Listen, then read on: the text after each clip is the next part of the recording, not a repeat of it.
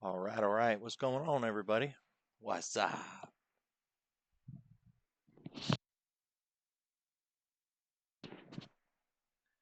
So, we've been shaking around a little bit, but really, we didn't sell off.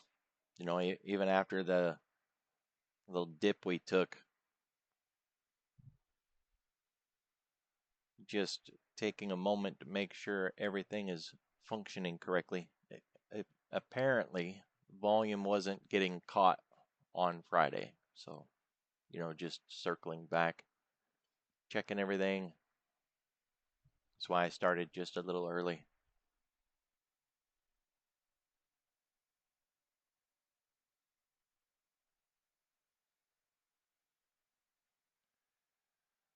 So, as usual, if you guys got questions, you can hit me up. Um, Topic requests, charts, whatever. We have a request right now to talk about a potential rally back up, even if it's just a dead cat bounce. Nothing like going back to the highs, but more of just what's the opportunity for a run back up and whether or not we would do it as confirmation traders or aggressive contrarian, look at it both ways. So there was a request for that in the S&P, the Nasdaq. Then we want to take a broader look around at the sectors, see if we're getting any sort of capital rotation yet, and we want to maybe highlight some key dates that are coming up, whether it's Fed speakers or economic events that can get in the way. Because we've got enough uncertainty out there at this point that it would be nice if we had something concrete that we could lean on. That the tariffs, for an example, we just don't have information about. Is it going to stick? Is it, just temporary? So we'll go through all of that and take requests along the way as well. Um, just checking my audio, it seems like we're still not getting audio on YouTube, even though I checked everything before we started.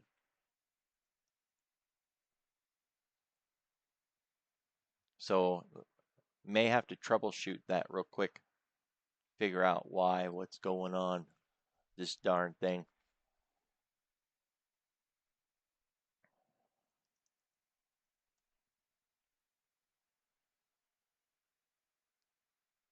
Let's see.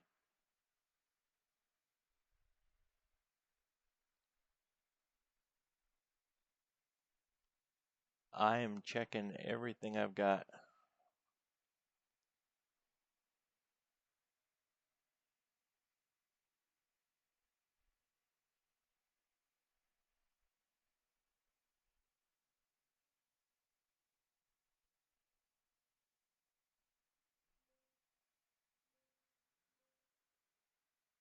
Hmm.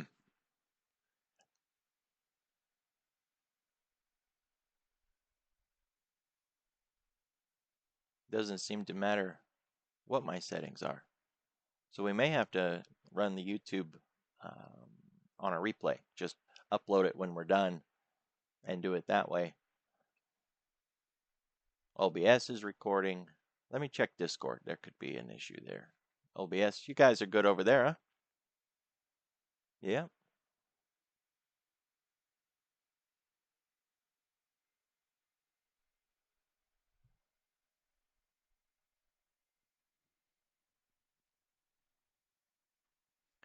Yeah, I don't know what's up with the YouTube. It worked that first time, and then since then, every time I go to stream live, it doesn't capture and run over there.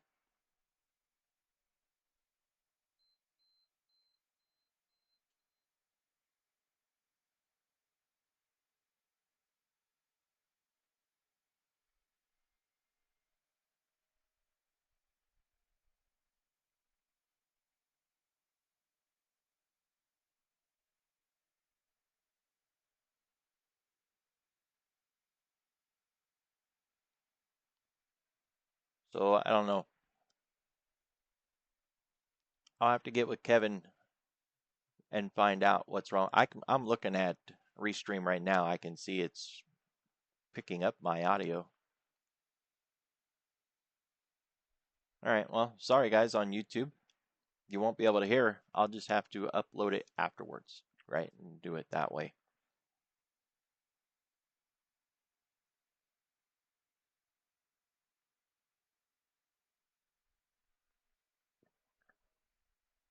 All right, so let's take a look around the market with the S&P and the NASDAQ first.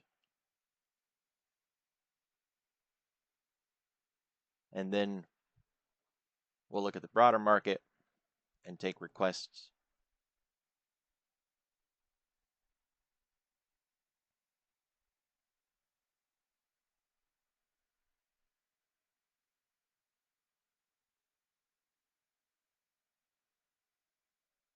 All right, so a good simple rule of thumb when we've got a little bit of a pullback like this is moving averages.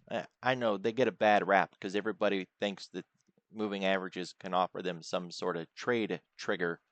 It's not my approach to use indicators for a trigger for a trade, but they can give you um, confirmation. If you're a confirmation trader, you can take that route. So let's turn on a couple of moving averages.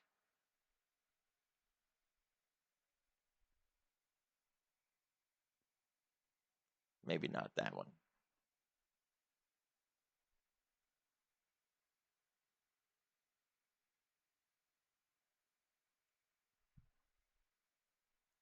Want to put that 8-day in there. We're looking for a real short-term flip. So we want a very small moving average. If you've heard my streams before, then you'll know I like to focus on combination of moving averages, like a 310 or a 2050, a 1020 is also really common. So we've had the S&P. Rather than using the futures, let's use SPY or the SPX. That's probably something a little more common for people. We've got the 8-day or the 10-day, and that's the level we want to get across if we're aiming to go back to the top. If we're going to aim for the midpoint from that top down to this bottom, we can use something like the 4 or the 5-day. And on the SPY, we're there now. So we would want to close above that and take a run for the midpoint of this range. I have found that if I'm going to measure something, it just helps to put the box on there so people can see it better in the stream. All right, got a question here. Let's say the tariffs did stick in some form. Overall, there would be capex for companies to come back to the U.S. How long is that usually absorbed into the company? You know, this is a big economic debate that's going on right now. And of course, there's two sides to the argument. One is that by the time the companies get something built in America, like a factory or something, and then reroute all their supply chains, that this president would be gone, a new administration would be in, the tariffs would be over, and that it isn't even worth the hassle. You know, or the amount of money spent to do all that would be so bad that making up the difference, it just wouldn't work, right? That it, as a short-term solution, that it just won't work to bring companies back, to build a factory, and then to start producing goods, to only do that for one administration. So the idea is if companies do that, it's likely to be for a longer term, that they won't stop even if the tariffs are gone and when we get a new administration. But the reason the companies don't generally build in the US to begin with is because it's cheaper to do it somewhere else. So even if they do build here, the cost to manufacture is going to be more expensive, and that's going to pass it on to consumers and blah, blah, blah, right? So That's one argument.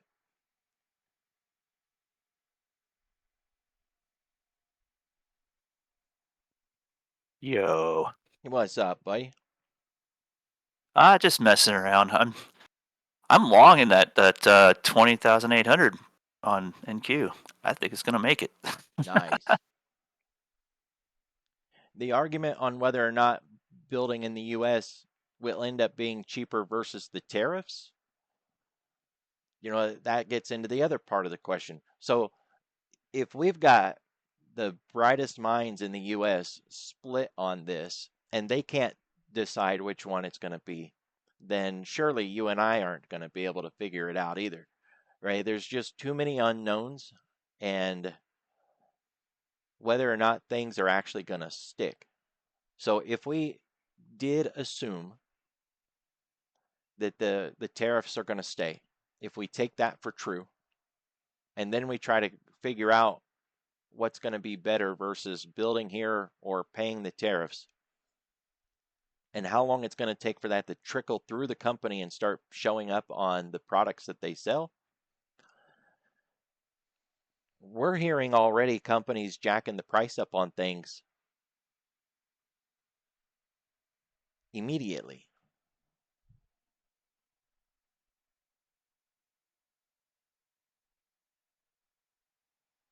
The One of the highlights that I caught out of this was that it's very likely going to be inflationary in the short term, deflationary in the long term, and that a lot of people are misreading the move in the dollar in the 10-year as a recessionary impact in the short term, and that they're misreading the entire thing. And I've seen recession thrown around now for the last 2 days from all these analysts, and the other group of analysts are saying you're completely misreading it and that this is not recessionary. The moves in the 10-year, the moves in the dollar, the activities we've seen in the bonds and treasuries is being completely misread. So I don't know. I I don't I don't know. For our long-term accounts, we haven't broken key levels, so I'm not getting out. For short-term trading, we still have really good setups, and it is a stock pickers market right now, 100%. And what I Oh mean by yeah, that is we don't want to run themes. We don't want to run sector plays because that is not a good idea in this environment. You want to just pick winners and losers and pound them until they stop and then jump onto something else. And I don't like that because I like my themes.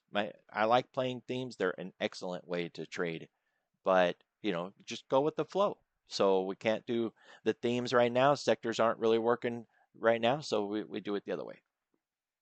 just scalp the futures. Yeah, we can always do that too. Um, the outlook is really bad because of the confusion. So that I think everybody agrees on that all of this confusion is bad because markets want a smooth road with a lot of signs on the street telling them what's coming and what they've got right now. And when we don't have that, then everybody suffers. So I can definitely agree with the outlook isn't so good, but it won't take much to change the sentiment, right? Like nothing's broken yet. Yet is the key word. So in the short term, if we want to play a run back up, we can start with whether or not we want to be aggressive contrarian or wait for confirmation. And of course, if we're using uh, confirmation, then we will lose less often. But when we do lose, the losses will be greater.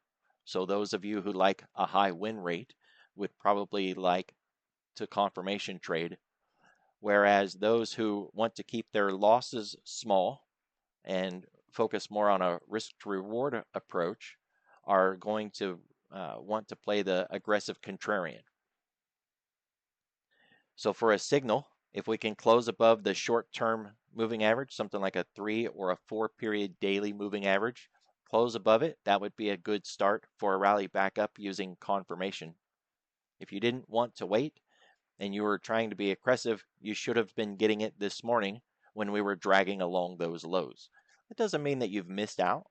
You can wait for tomorrow and see if we get a little bit of a pullback just to kind of draw it out.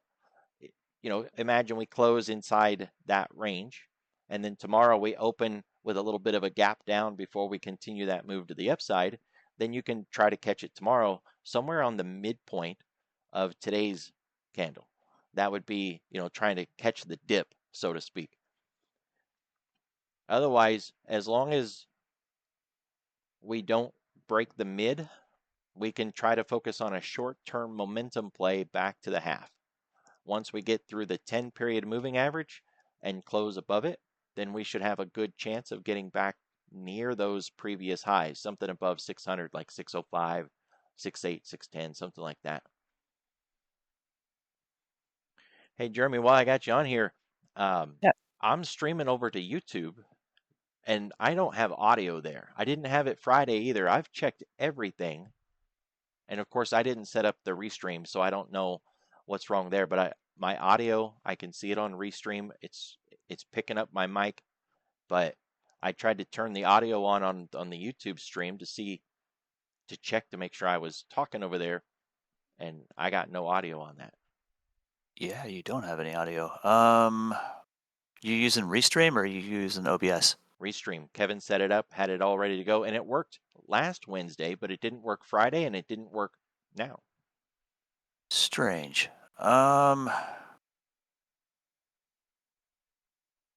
Restream. I remember it pissed me off years ago, so I quit using it.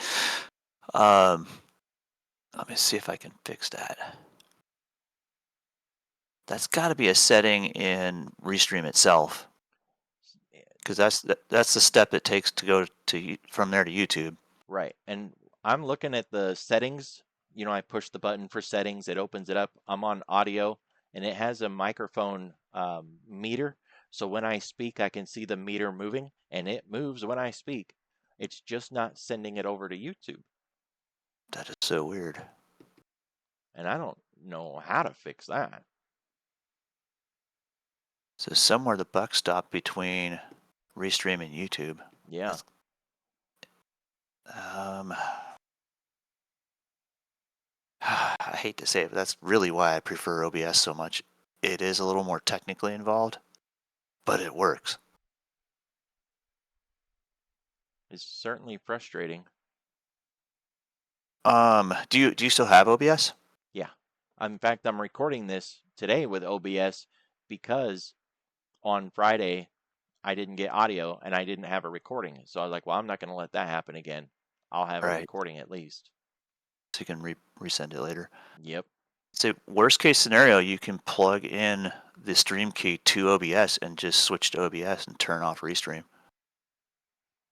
Yeah, I don't even have I'd have to go in and get the restream key. Like I'd have to stop everything that I'm doing and go get the key Yep. and yeah. It's a pain. I can get you the key in a few seconds if you want it.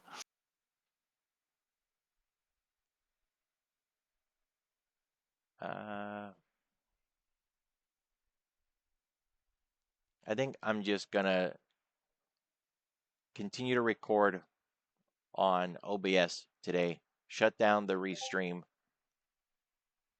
Okay. and Friday I will run through What's OBS and that'll just solve the problem. So I'm gonna end the YouTube. the key's in your DM if you want it. I'll definitely use it.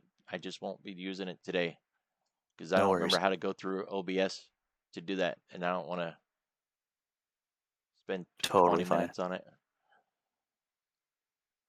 But I'll keep the key because Friday I'll just run it through OBS. Yeah, it should be the same key. So the only thing is it has to be scheduled, otherwise it doesn't go anywhere. So it'll have to be scheduled on the YouTube Studio as a live stream.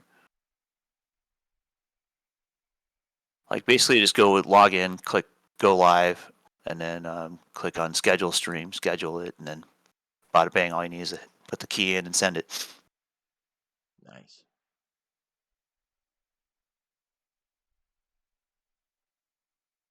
For shiggles, I grabbed a long on XSP that's kicking ass too. Damn. XXP? XSP, sorry.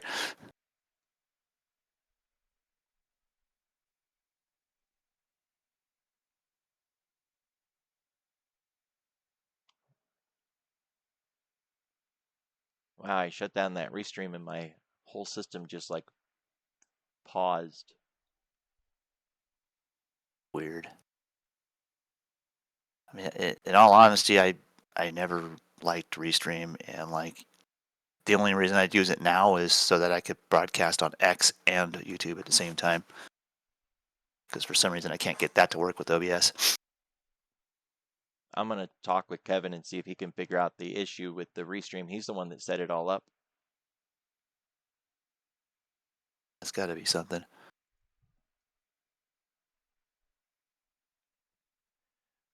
Dude, I bought a 0-day 585 XSP contract for 20 cents. It's pushing 105 right now. All right, so we're pushing through that short-term moving average and on the daily. And that's a really decent way to start a confirmation style approach for our run back up.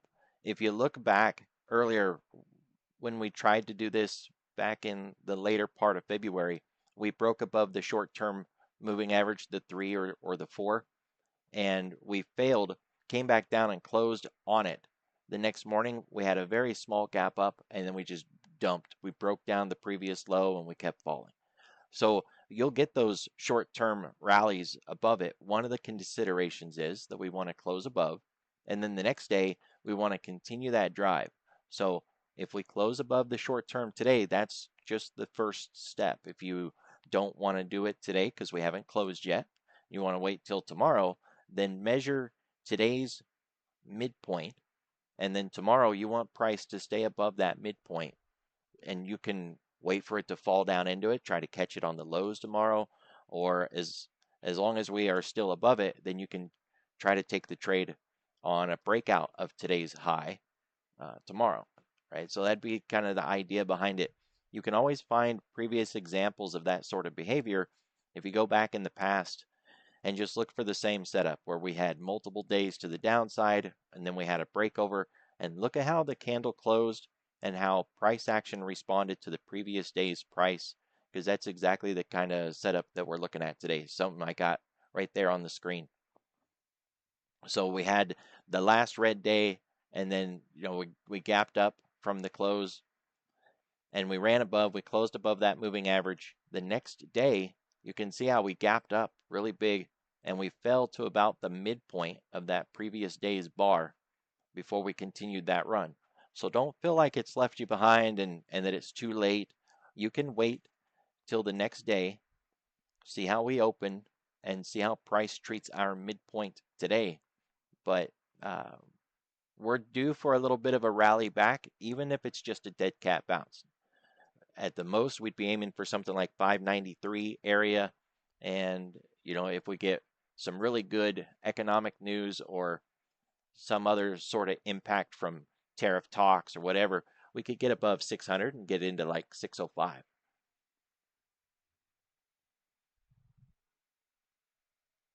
I was trying to fill a lot of different butterflies. I was just spreading them out into different expirations and into different strikes. I had 600 as the mid, and then 610, 605. I was making them about $5 wide, and I was keeping them below $5. So really cheap stuff. A $5 butterfly, $5 wide, with less than $5 in cost means, max profit 495. Nobody expects to get max profit, but you can get 100 and something out of risking $5, and that's a really nice return for $5. You can get Hell them. yeah. You can get them cheaper too. Make them a 1 penny wide. I've got one cooking that is 1 penny. It's a 600, 605, 610, and it's for March 6th tomorrow. Um, The idea would be if we had some crazy move that got us up into 605, then that butterfly will print. But it doesn't even have to go all the way to 605. As long as it moves in the right direction really fast, because that's what that trade would need, it'll start to make money tomorrow. Those short-term butterflies, though, they're almost binary in nature. They're either going to win hard or lose hard.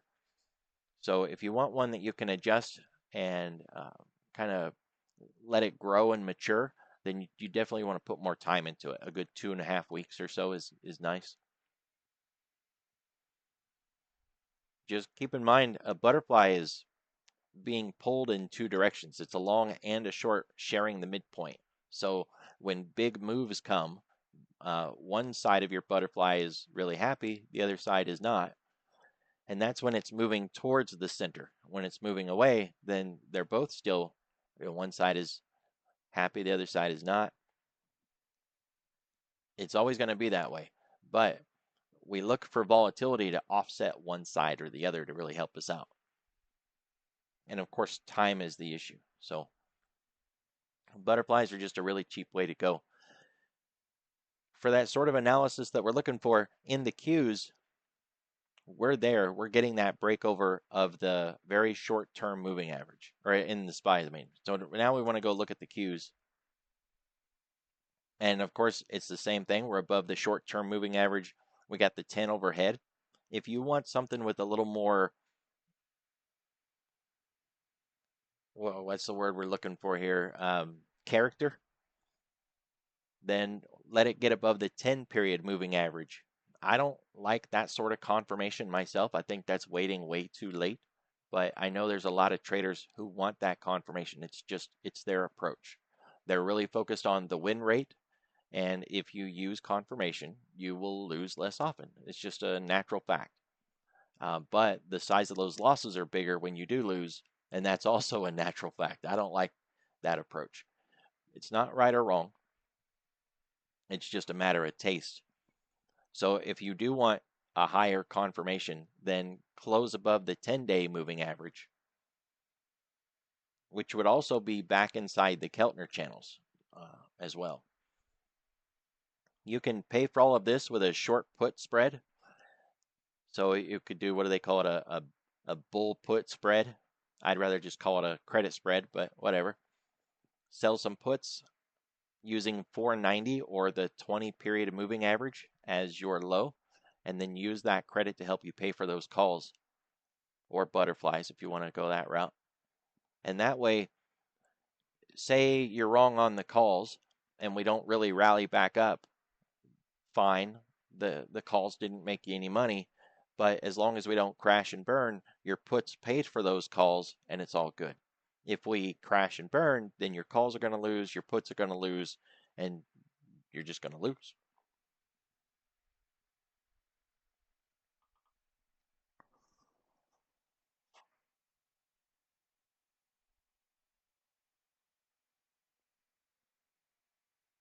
See, I got a question coming in.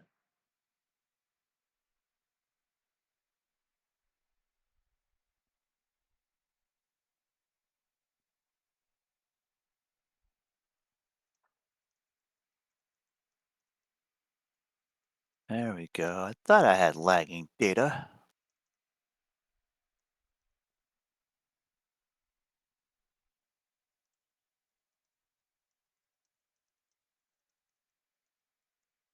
Just wondering why my XSP contracts weren't moving the way they should be.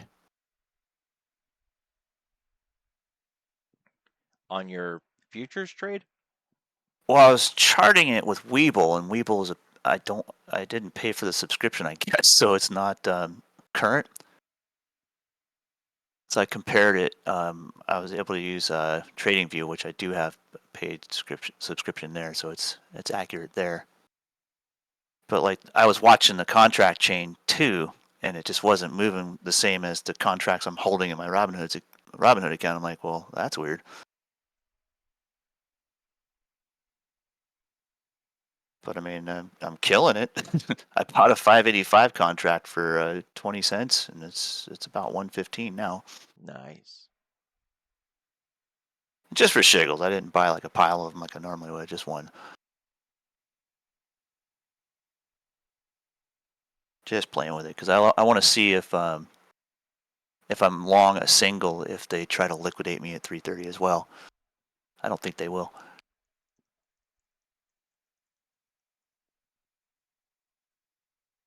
So I'm exploring a new way to play with Robinhood where you can take advantage of 0 days right up to the bell if you wanted, and even 15 minutes after the bell.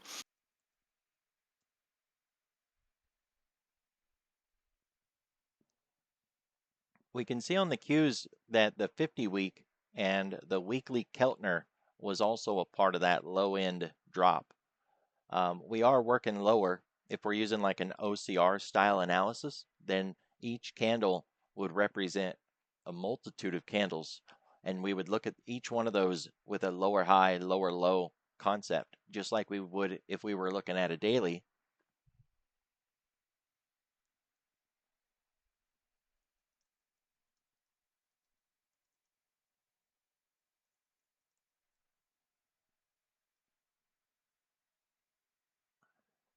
Sorry, I can't type and talk. I can't chew bubblegum and walk.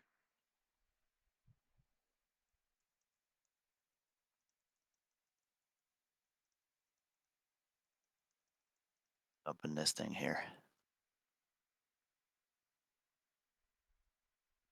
The theta burn on those is actually pretty damn high. It's burning 11.8 theta. Damn, Gina.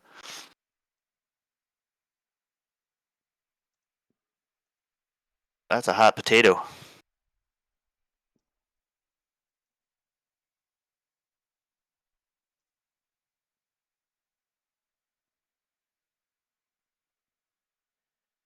So we got a lot of reasons to believe that this bounce in the short term at least will stick. Whether or not it's going to be a long-term fix remains to be seen. On the weekly, it's setting up as a bear flag. Whether or not it's a failed flag, we don't know yet. We've got to get above the 786.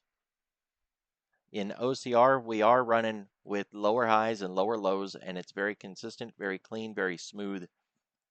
I'm on the daily here just to show the setup with the flag.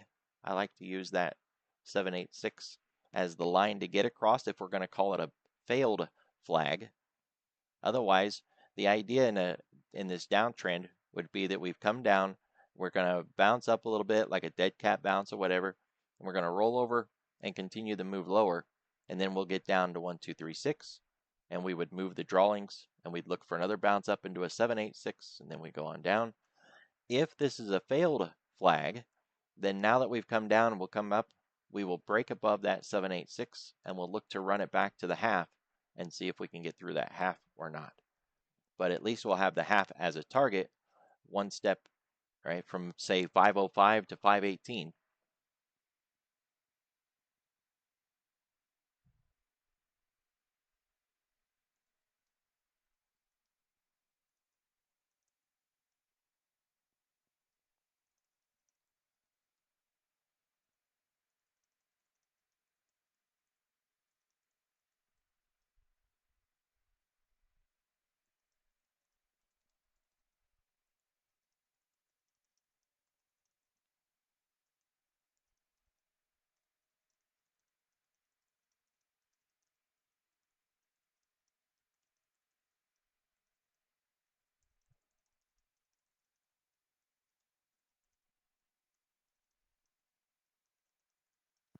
Market like paused here for some reason.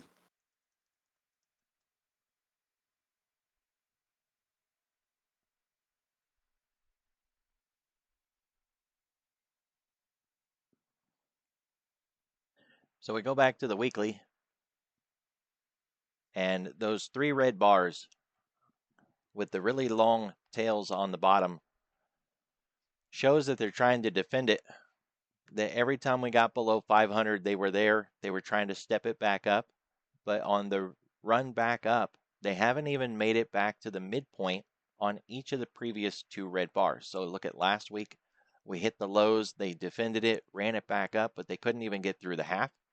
And then this week, drop below 500 actually got below 490. They stepped in, defended it, ran it back up, and the week isn't done. So we may be, yeah, we're above the half at the moment, but we need to close above that half.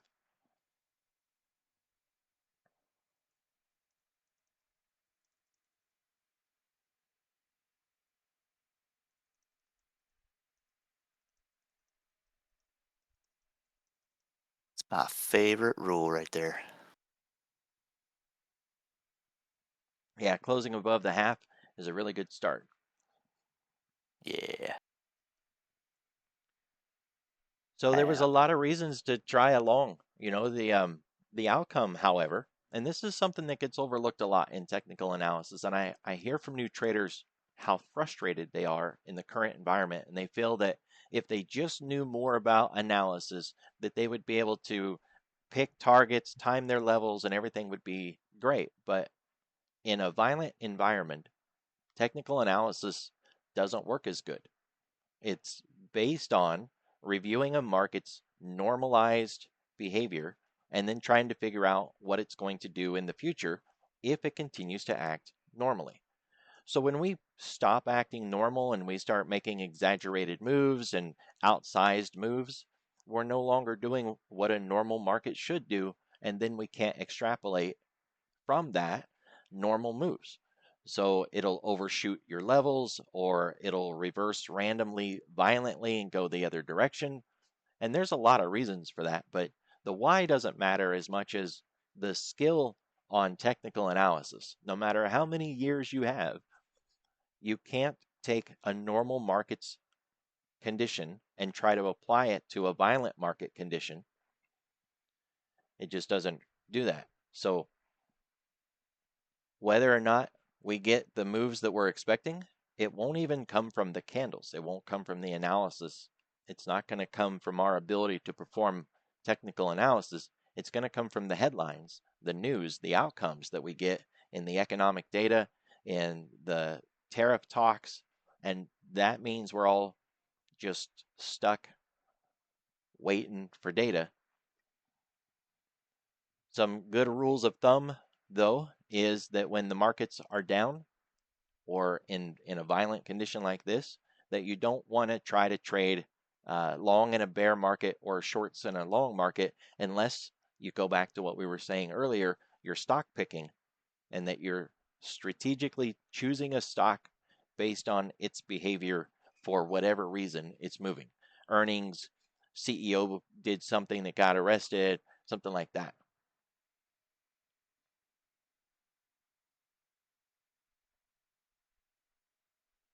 whoa, mama.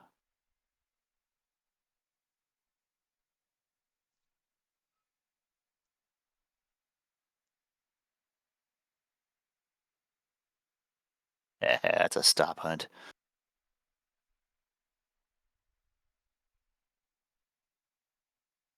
It's like, where does this selling come from? There's no pressure there.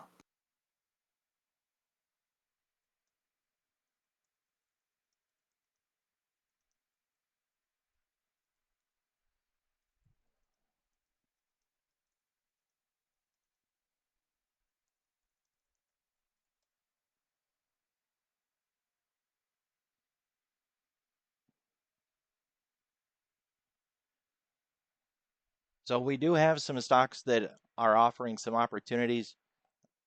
You can try to break that down into growth versus value or into sectors, whether, chips, AI, whatever. As I mentioned previously, it's not really a good idea in this environment. You're better off picking something that has already been moving on its own because of news and then playing that. Maybe it has a chart pattern you like, or, some sort of setup.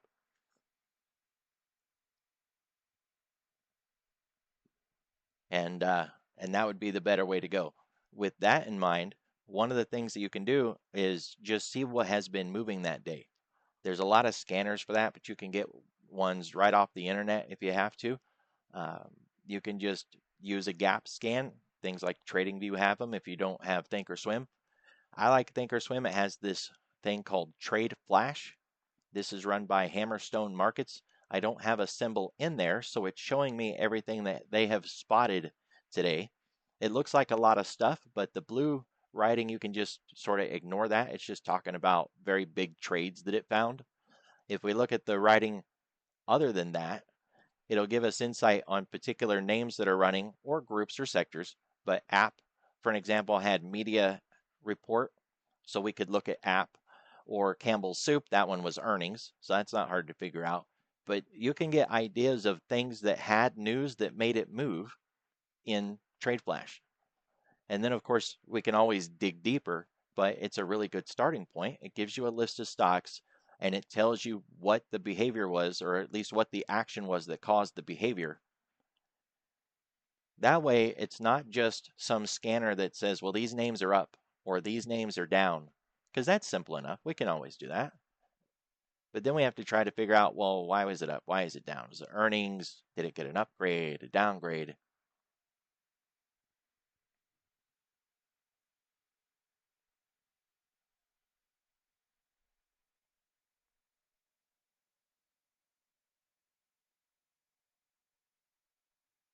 So we got ANET.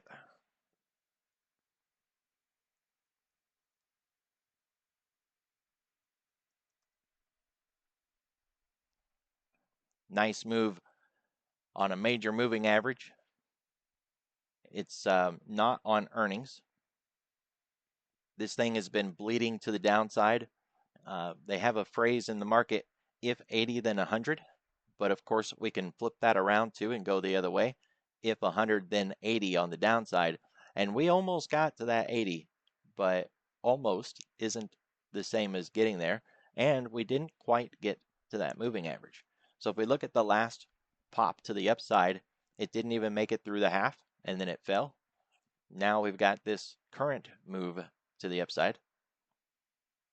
That hollow red candle tells us that even though it closed lower than the previous day's close, which made it red, it closed higher than where it opened. So it gapped all the way down here.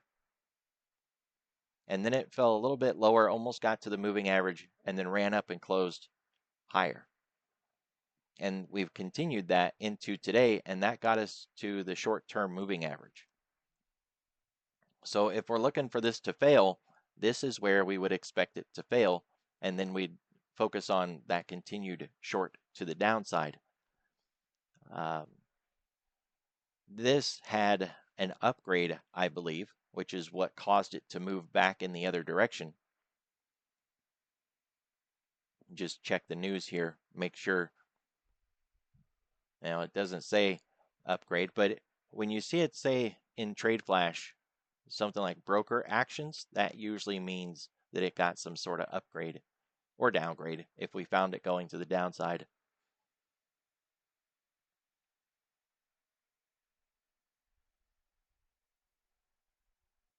Hey, Jeremy, what do you think of the Taiwan Semiconductors and the idea of killing the CHIPS Act? You think that's going to really hit chips?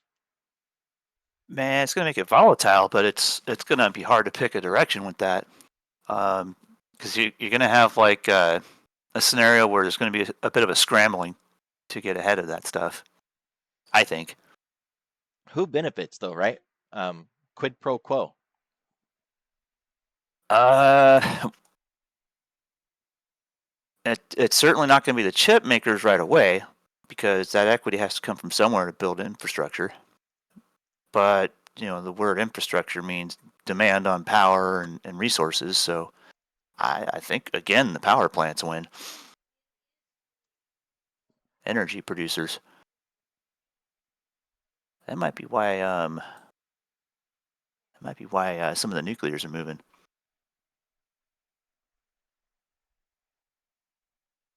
They were down early this morning. It was pulling back half of yesterday's trend. Like OKLO hit exactly half of yesterday's trend. I'll post my notes on nuclear in the chat. And this was early weakness. OKLO was down 4%, Lu 3.8, VST down more than 2, and CEG was down more than 2. Those were the nuclear names that had early weakness. But we can see like CEG's trying to get that break to the upside now. That's a really nice TRB setup, actually. Really nice. Two of them. So CEG's trying, but I mean it's broken.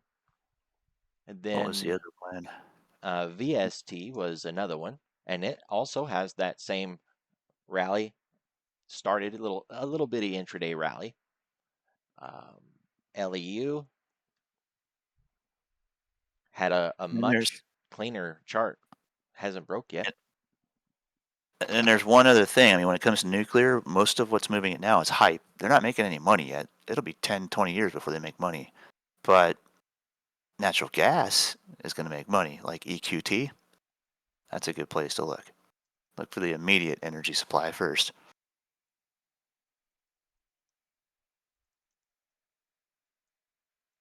That's almost a thematic focus over this whole year so far. Well, since the beginning of the year.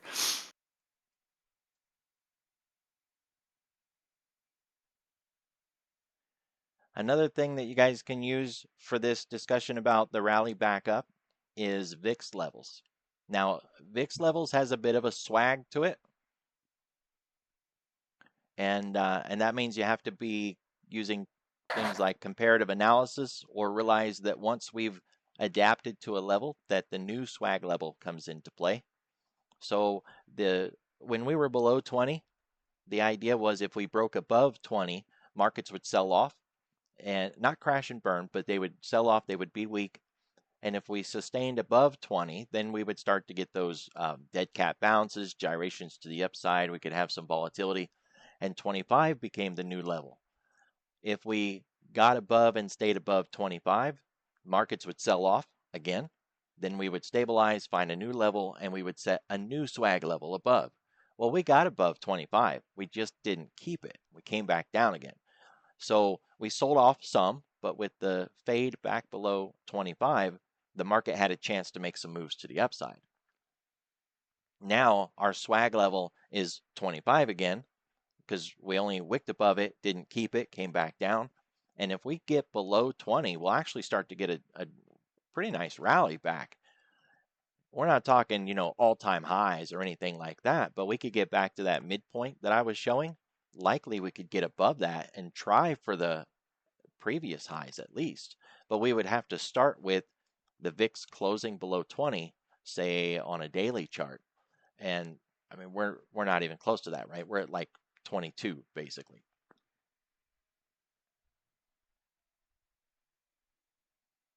So that swag level can help out. Just looking at the VIX from a swing trader's perspective, you really don't want to hone in on the VIX on its intraday gyrations because that'll just shake you around as a swing trader. Having those solid levels like 20, 25, 30 give you more concrete ideas that you can check out on a daily close.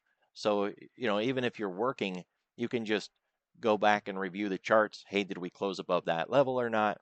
What's that going to do to my swing trades? It's a nice, simple approach to using the VIX without getting hung up on the intraday gyrations.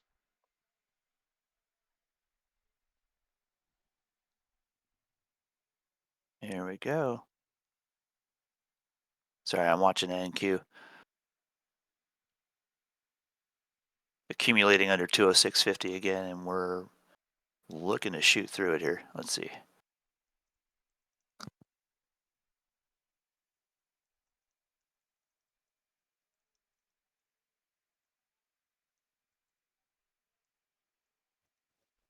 What makes you say it's going to shoot?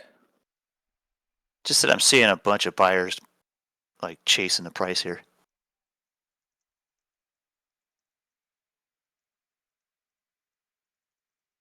On the time it saves? Yeah, I'm looking at like a 5-second chart, just candles. I can see there's a whole bunch of buyers piling into this. 2065's current resistance, or 206.65, sorry. And then if you look at the 1-minute chart and the 5-minute chart, you'll see just a nice flag breaking. If a liquidity trap were to occur, it would be at about 206.75.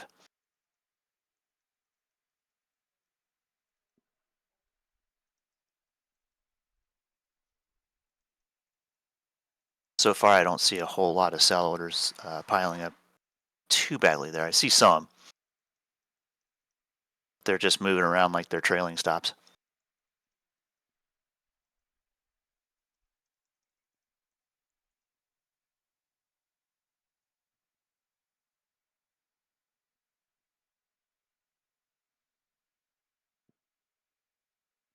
There was some talk about backwardation.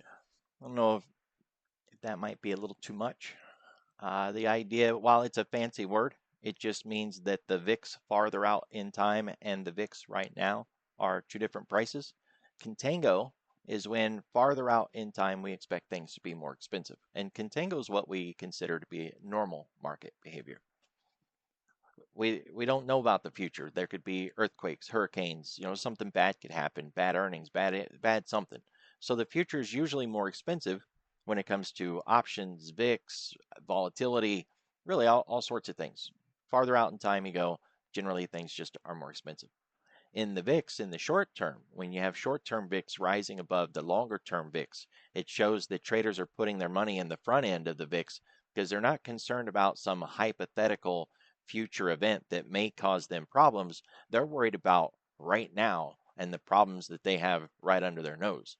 And it shows that they are trading in the short term, worried about their immediate market environment. So when we go into backwardation, that shows they're trading in the front end. And we had that this morning when we came in, and really we started getting it yesterday. If you read the Spot Gamma's notes, they had mentioned it there. VIX has a lot of different products, so you can look at a VIX, just regular VIX, and you can compare that to a VIX with a number behind it. I'm going to put in the VIX 1-day, just type the number 1 and put a D there. The 9-day is at 2022, and the typical VIX, which is a 30-day, is at 21.75. So there's a discrepancy right there. The short term is more expensive because they're trading up in the short term. We can check the VIX 9, so basically a week out, and that's at 22.87. So another example that the front end is more expensive than the back end. But it's not just the numbers. The numbers are easy enough to get hung up on. And of course, we can always just build a watch list and put all the different VIX in there and then look at their price. But what I like to do is swag their levels too. So like yesterday's low, look at both of those and look at both of their lows and ask, has either one of them broke down? This 9-day is at 22.89, so almost $1 higher, but it's at yesterday's low. If it bounces off that low and holds and doesn't break down, but the other one does break down, well, that would give us more information, right? More than just backwardation alone. It would show that they're still bidding up that, call it a midterm range versus the longer term range of the 30-day. So we can do a little bit of swag levels with that, but we can also just keep track of whether or not we're in backwardation because it shows us where the money is. They can run their mouth all day long about, they think we're in a good economy, a bad economy, recession, no recession. They can talk all they want, but watch where they're putting their money, right? Yep. Let the chickens cluck, but watch their hands. Yeah, yeah. I always love it when they go in there and they talk something like, "Oh, Apple is so awesome. You should totally buy Apple." And then you look at the end of the month at their statement, and they were dumping Apple the whole time. Yep. Gee, thanks. They're Ev- just talking their book. Every time I hear any kind of analyst speak, I instantly think liquidity trap. And don't get me wrong, not all analysts are that way.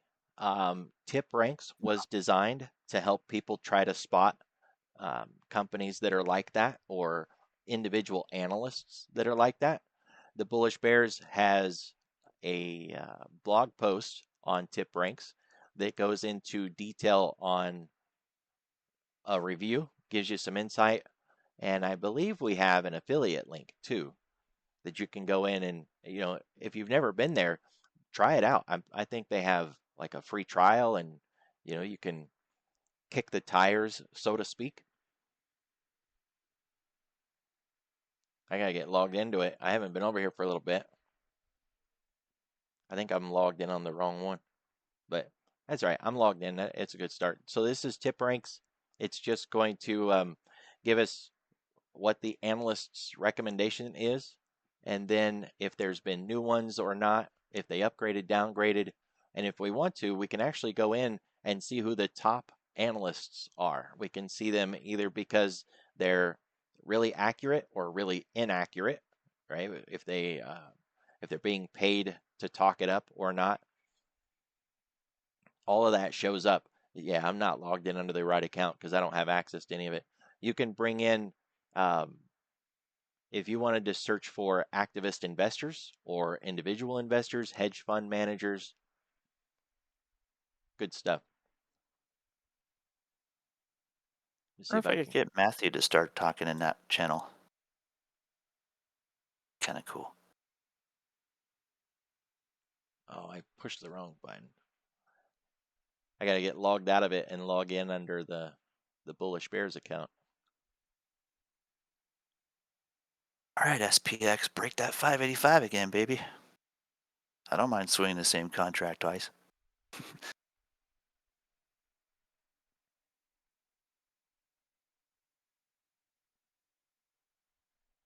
And those analyst upgrades and downgrades, one thing that I've always loved to play is if you see a stock get an upgrade and it starts to sell off that same day, that's a really good short play.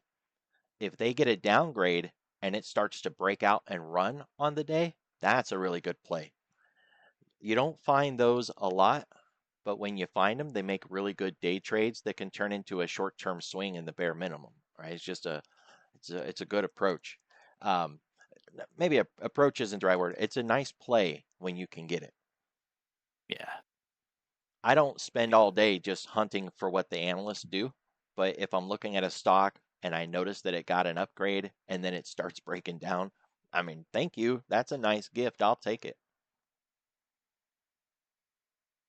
And it's cool because like the only thing that has to happen is they open their mouth, the stock gets attention, suddenly you get volume in it, and price action is just easy. And Absolutely. it becomes a turkey shoot at that point.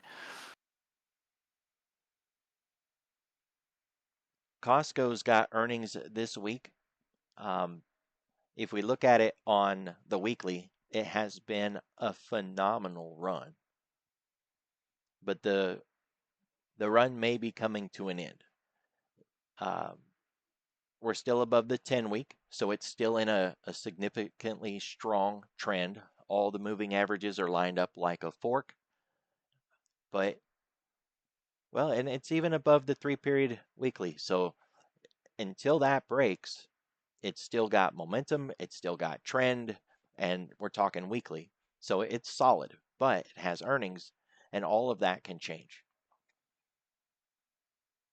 I'm not a Good. big fan of just guessing for earnings. So, we generally want to play the move into earnings or the move out of earnings. Dude, that QQQ 1 minute chart is beautiful.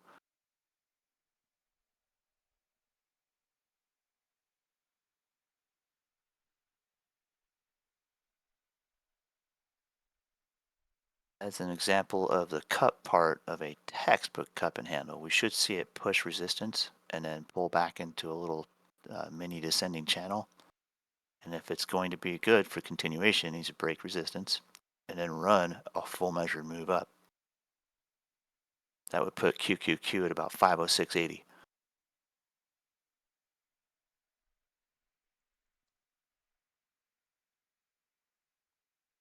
What was your time frame on that 506.80? Somewhere between here and say close. We I only thought you got were what, going to an say hour? between here and Christmas. What? I mean, we've got the kind of volatility these days to do it. It can make that move in an hour. All right. After some fighting and fussing, I got signed into tip ranks. This isn't the only place that'll do the activist stuff. It's just nice to have that. It'll do, the House, the Senate, insider buying.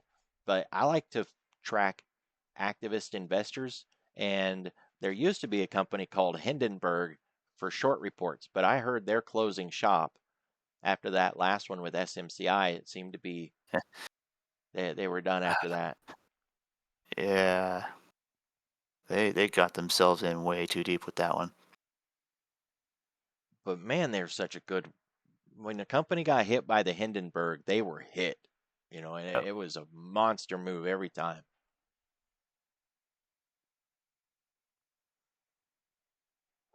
Yeah, gone are those days, unfortunately. Yeah. So I'm really hoping that somebody's going to step in and take their place, some other company. But you're like the fish in the frying pan, or maybe the frog in the frying pan, I guess. Johnny on the spot. Everybody's going to be scrutinizing everything, and I don't know if anybody wants to take that heat. They're definitely going to be gunning for you. You'll be a target of Wall Street bets. Be taken out like a fund. So one thing that I like to do if I'm looking at a stock is I want to know where the analysts are, not because I want to copy them. The whole idea of everything that we've been talking about with the analysts is we know they talk their book. We know that they will tell you to buy and then they'll sell it to you so that they can get out. We want to know, though, what they've said, what they've been saying, and if they've recently changed their tune on something. And there are good ones out there. I don't want to swipe them all with the same brush and say they're all bad, because they're not. There's some that are out there that are really good, but most generally they get their check from one of those big firms, and the firms tell them, write this up, make it sound good, or write that up, and make it sound bad. They don't care. They're just trying to sell you something. What I want to see is the where where do they think it's going to go? And if it's a good analyst, they'll tell you why they think it's going to go there. And if they change their mind on something and they're a good analyst, they'll have a write-up that says why they changed their mind. Maybe capex, revenue, they bought a new product, they sold a part of their company off.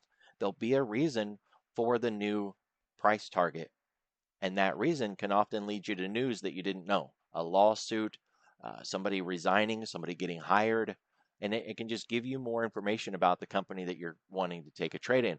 For swing trades, the more you know about what's going on with the company that you want to trade, the better you'll be in the trade.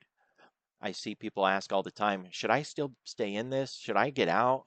Should I move my price target? And that's because they're really not sure of the company that they're trading. They don't understand, why did it move? Is the move going to continue?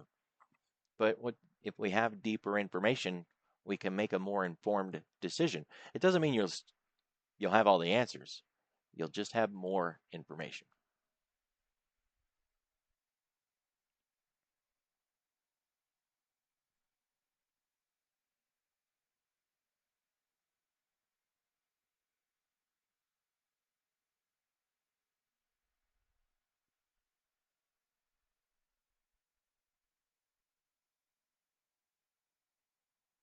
So for an example, this Michael Hunter has an 85% success rate and an average return of 17.5%.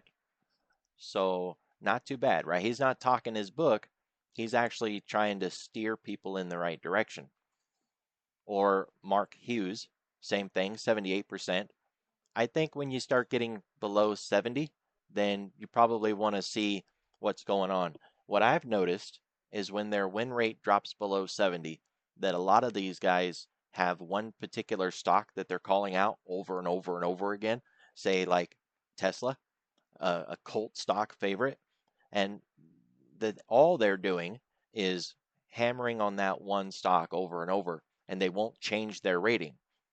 Say Tesla goes down for 2 months, and a lot of the other analysts will readjust their rating, and that one person will still be saying, "No, it's a long. I believe in them." And then, of course, you take a Tesla that's had really good moves, that'll give them less than a 70% win rate. They were right a lot, but they weren't willing to adjust it in the weakness. Get below 50%, and then you start getting into the guys that are just talking their book. But they do have, success rates in the 90s. That's pretty impressive too. So Chloe Lemire, she would probably be mad at me if she heard me trying to butcher her name. She's a Wall Street analyst at Jefferies, and she has a 96% win rate with an average return of more than 39.5%. Looks like she likes some European names: Rolls-Royce, BAE, Airbus, Thales, Boeing. These are all European.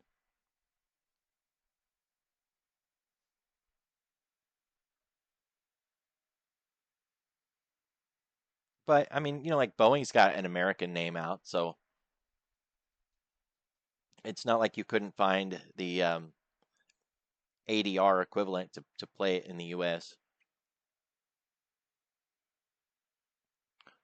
I said Europe, but a lot of these are France, so don't throw tomatoes at me. She's long Boeing, and she's got What? 100%. Yeah, she's long Boeing with 100% success rate on her long call outs for Boeing. I guess she's timing God. them, right? She's not just staying long Boeing. She's specific when she calls longs on Boeing. You'd have to be, because that thing's a turd. It only floats because a turd floats. It only goes up a little bit. Yeah. Yeah, that's not to sound political, but they went a little bit too DEI in that company and effed it up. They fell into the gap and did not hire talent. They just hired because, someone was a certain whatever. We got Alfredo Alfonso, and he has a really high win rate or success rate, 91%. But this looks like Germany, and yeah, Germany, Spain. So another non-US analyst. I'd almost be shocked to find a US analyst that wasn't talking their book and was actually trying to help people the way that these other nations are doing. And that was from Deutsche Bank, no less. So Jeffries, really high success rate. Deutsche Bank, high success rate. But they're not US analysts. Speaking of analysts, do you know who I get to hang out with tomorrow? Who's that? Francis Stacy. What? Yeah. How'd you manage Um, that?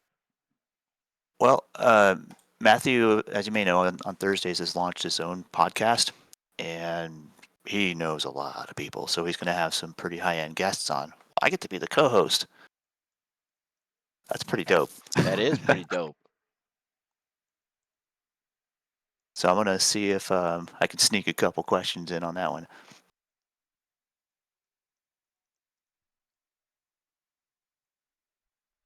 Very, very awesome. He's launching a podcast called um, Rebel Capital or Rebel Finance. Sorry, which I'm surprised nobody has taken that name yet. Interesting.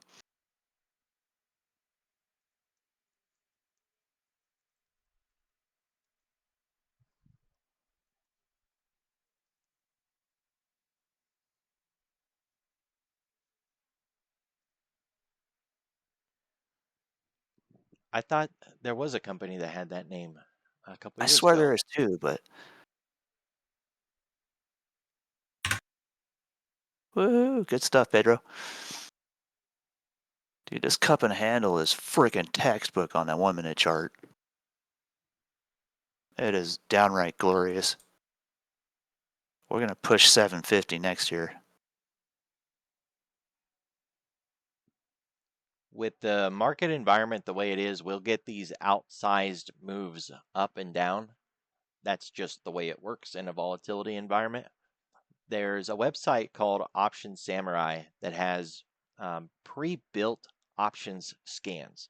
And the scans use criteria that is plain English. So for an example, if we're looking at a violent market environment where we could make a 1 ATR move, which is what we're in right now, we can run a scan for weekly calls that will explode in value if we get a 1 ATR move. Of course, you can swap calls for puts in that scenario.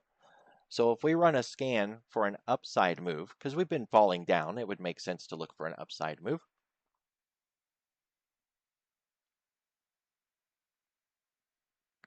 If we look in there, we've got HIMS, nanonuclear, qubit. All of these are in that weekly calls that will explode in value with a 1 ATR move. And it has the max loss P&L on expiration if you're using the first expiration, break-even targets, the current asking price. Nice, simple little scan. All I had to do was just push the button. Boom, gave it to me. Jump back and look at the puts on the other side. And this would be, well, what if we make a move to the downside even after already falling to the downside? Same thing, max loss, break even, current asking price. It does have total volume on the options, and they have their own proprietary stock score. So, if we were, I don't think that fits for this particular scan, but if we were scanning for something like dividend trade or a stock trade for some reason and we were going to add options to it like a long-term play, we wouldn't want to trade on something that had a really horrible stock score, right? So that'd be the idea of having that score there. It doesn't work for everything, but why delete it? And then it shows your expiration date, so what contract to trade, what strike, what expiration. It has all of it in there. It's a nice screen, simple. I didn't have to, learn any complex options logic to just push the button and say this. I want this one. I gather they don't have a tie-in to Tasty or anything like that, do they? I do not believe they do at this point. That seems to be the thing to tie into Tasty and Tradier lately. Yeah, you're kind of right.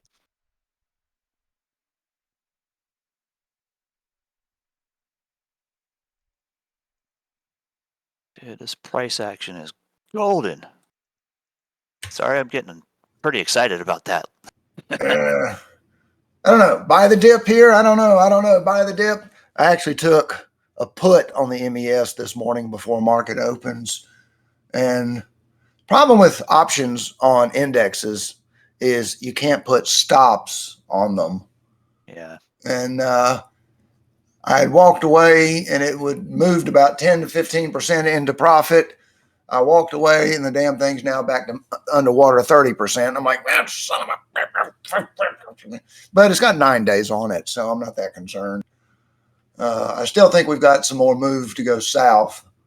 Well, I don't know, but I'm seriously debating on whether I want to take a gamble on a buy the dip for a few things or not. Not a full-fledged member of the BTFD crew? No. One toe in, one toe out. There you go. All right, last leg. We might break out and head for that 20800, but we're seeming to have a bit of consolidation here. Like there's something the market's waiting for. Is there something coming out at 3:30? No, nothing.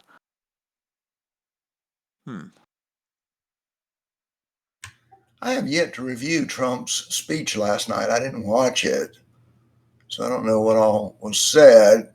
But were there any major oh my gods from the speech last night? I mean, depends on your interpretation of it. I mean, there was of course, he mentioned that Apple and a couple other companies are investing in the U.S. and this and that, of course. But the general attitude was so divided. That was more concerning than anything. Like, He could have, paraded the cure for cancer in front of that building, and still only half of the people there would stand up and applaud. Yeah, I mean, it'll settle down after a while. I know. I mean, Trumponomics will settle down as far as the markets, but I'm not going to get into politics. Me neither, but This is not the place, not the forum for that. But it has definitely been volatile. there were some things that were mentioned that should have been applauded by everybody in the room that weren't. That's the part that's concerning to me.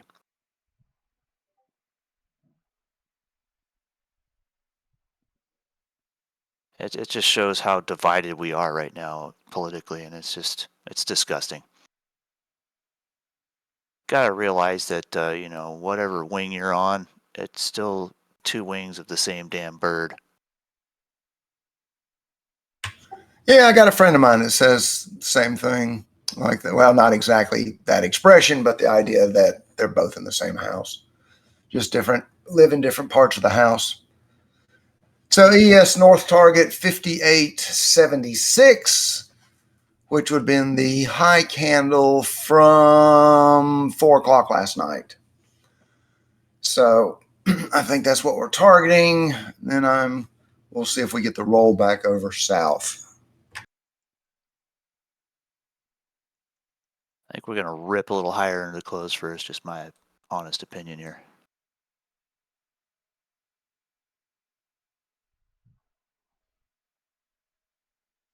Got So 45 minutes. in the short term, we're just going to continue to rely on short-term trades, the day-to-day gyrations. Look for POW Friday and FOMC next week. OPEX. I'm a little concerned with OPEX because we're going to be doing a triple witch. We could see futures in the COT report really get some changes to it. COT. Commitment to Traders report, the COT report. Tell us more about that.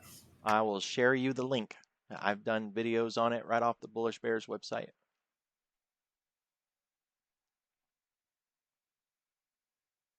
The setup is very intriguing here.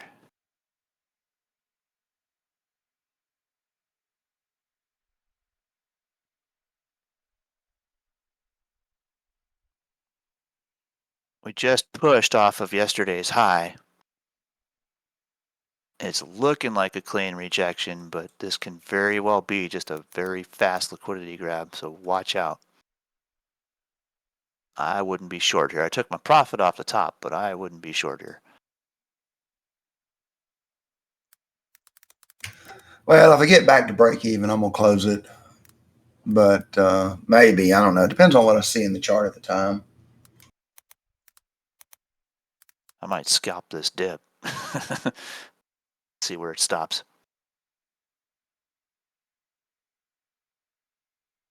Well, I went to go get my video and all I found was the ones that I did. I used to do a weekly video where I would review the COT report and, oh, it's because I was probably in the wrong channel. So what we're looking for is the video that I did that actually explained what the COT report is. And I know I did one and I uploaded it on the Bullish Bears. The idea is every week on Tuesday, trading funds and firms and institutions have to report to the government. So the government collects all of that data by Tuesday, and then they correlate it, aggregate it, put it all together, and publish it on Fridays. And it gives us a really good idea of what the institutions are doing. Are they net long, net short, some combination of the two, and in what products? And it breaks it down into different trade categories. So you've got, uh, say, you can do Bitcoin, uh, cattle, agricultural, minerals, mining.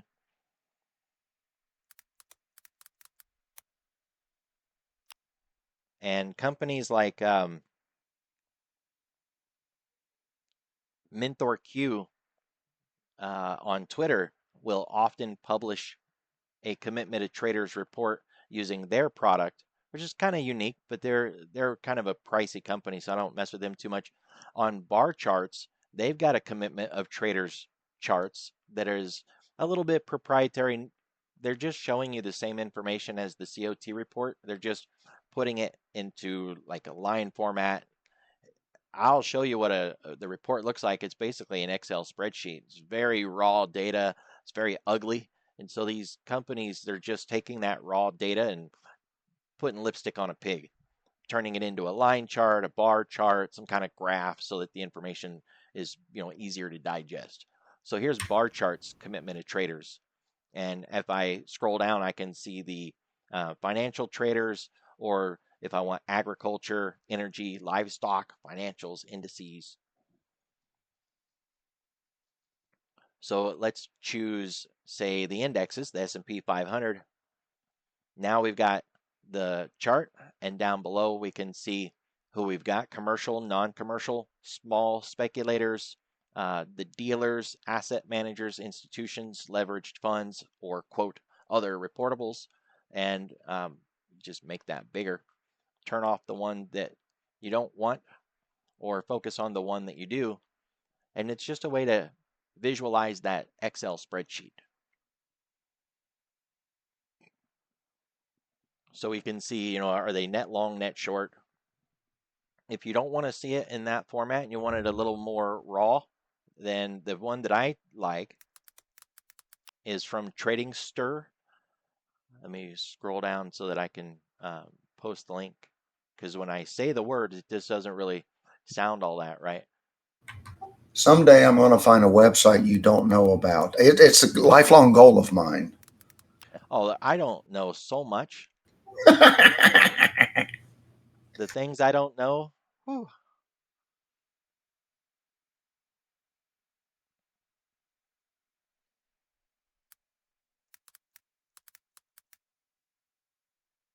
And the market got quiet for a moment.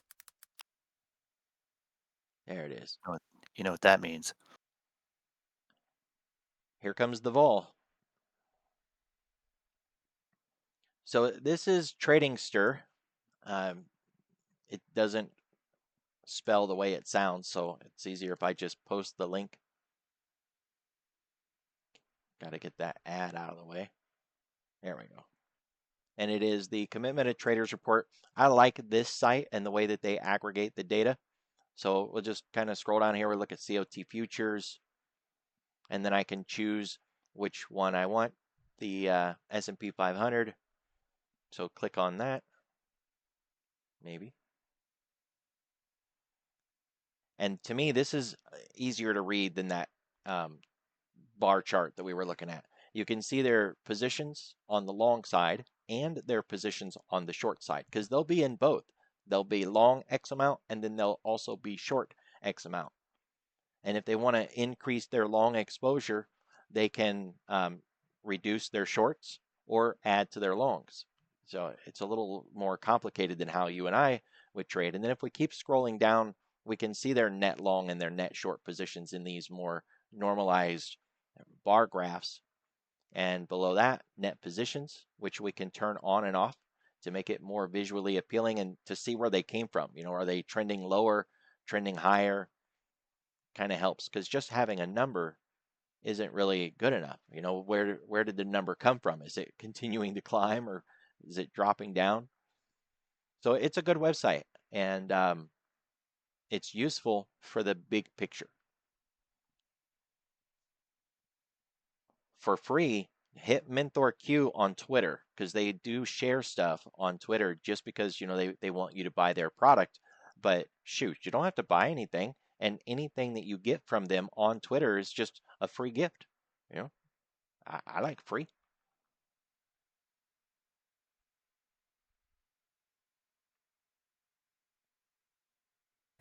Groovy. Yeah, good stuff. COT reports.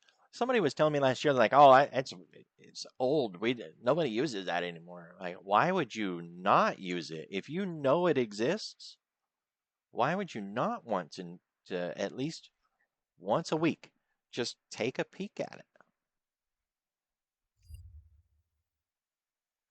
Menthor Q. Let me share you the link. That way, because I can't spell Menthol it. Q does a lot like Spot Gamma, though, aren't they? They are. They are competitors.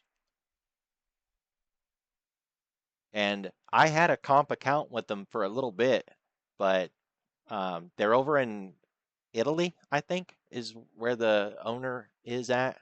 And he was just like hitting me up every day. Hey, how many followers are you getting? How often do you share it? Where are you sharing it at? I'm like, dude, I'm not going to dance through hoops to use your product. You know, I just got it. I'm going to figure it out. And so I just told him, keep your product. I don't want it. Well, that's what happened with me and Edgeful, and they were hitting me all the time. And so when I ended my morning briefing, I turned it over to Kevin, and Kevin's done a lot of pump for them, so maybe they've gotten some good accounts for it, for some new members accounts. I don't know. All right, so here is how it's spelled or how you say it. Menthor Q. I was looking for the share link, but when I come to Twitter, I don't normally do much more than post what I need to post and I leave. I thought I could find a share button. I could just share you one of his posts and then you'd be good. Yeah, there we go. I just copy that link. So these guys have their own website. If you've been here a while, say like a year or two, you may have remembered when I was posting stuff from their website. That was because of the comp account that I had. It was okay. I mean, it's pricey and it wants to be spot gamma, but it's not.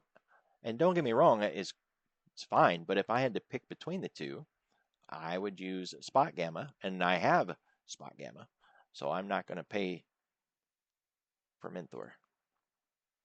But on a free Twitter account, they do post some good stuff, like commitment traders reports and things like that, and they'll do it on gold, on volatility, and they will give insight on GEX levels, dealer gamma levels, which is really nice to have. A detailed analyst give you insight on dealer gamma levels on the S&P. Take it when you can get it. All right. Coming up on Robinhood auto liquidation of options, 0-day options. I want to see what XSP does then. I still have a theory that when that spike of volatility comes through on the options chain, it does affect the closing 30 minutes. I wish Finance Juice would go back to doing the 3 market on close posts that they used to do. Right? Now they just do like one. Yeah. The hell gives? They do like the last one. Like they used to do the first announcement 3:30, the follow-up announcement at 3:45, and then the last one at 3:50. And now it's just like, well, here's your 3:50. I think they put that behind the paywall. Well, see, and I have a paid account there, but you have to listen to the audio for that Oh, paywall, right. right? It's an audio paywall, and I don't have them because they'll babble about stuff, so I keep them turned off. Yeah, it gets annoying. It does, especially when we have Fed speakers and they're like, Joey said this, and then Joey said this, and then Joey said God. this. Like, shut up already. I don't care what Joey said.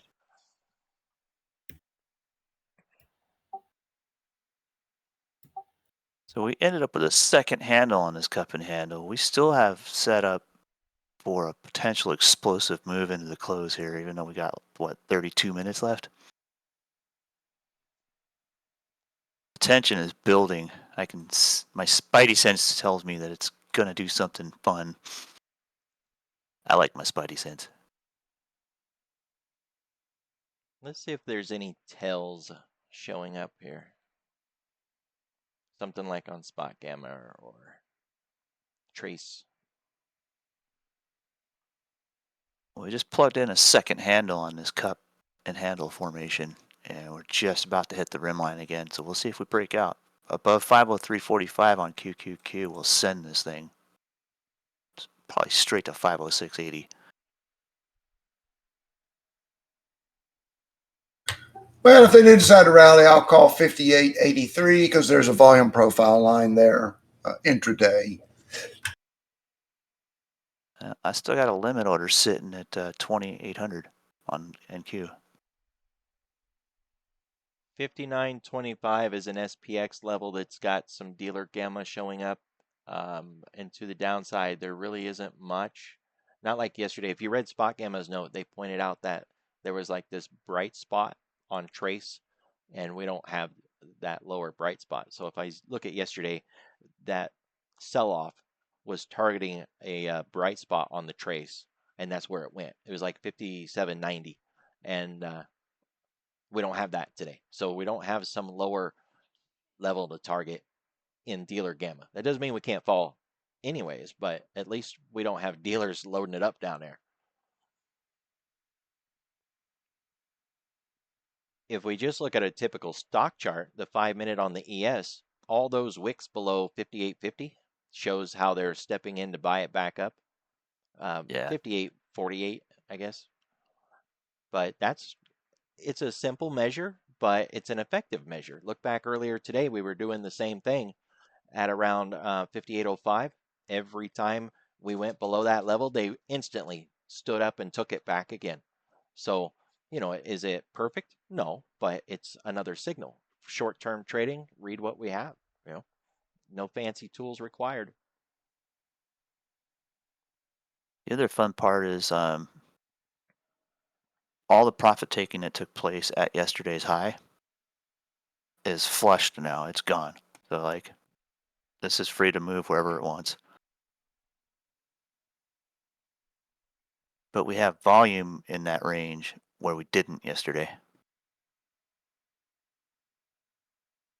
I could map it out as a liquidity zone, I suppose, but I haven't yet. So I think GM and Ford are offering us some opportunities. They had a little bit of a boost in the overnight because of the State of the Union or whatever you want to call it, but it's not likely to stick. The amount of money that they would have to spend to bring autos back into the U.S. big, Yeah, it's going to brilliant. bleed them, and they were already bleeding because they tried to get into the EV space and then they lost all the subsidies. Well, not all, but a lot. You know who's already here? What that? Toyota. In Texas, right? Where they at? Well, they got Texas. They also have Tennessee, I think, isn't it? Tennessee. Yeah. Yeah. Right on. So I They think have a GM plant. Ford should be a good short. That's what I'm thinking. I think they have a plant in California too, if I'm not mistaken, if it's still open. But yeah, Toyota's been on a tear, man.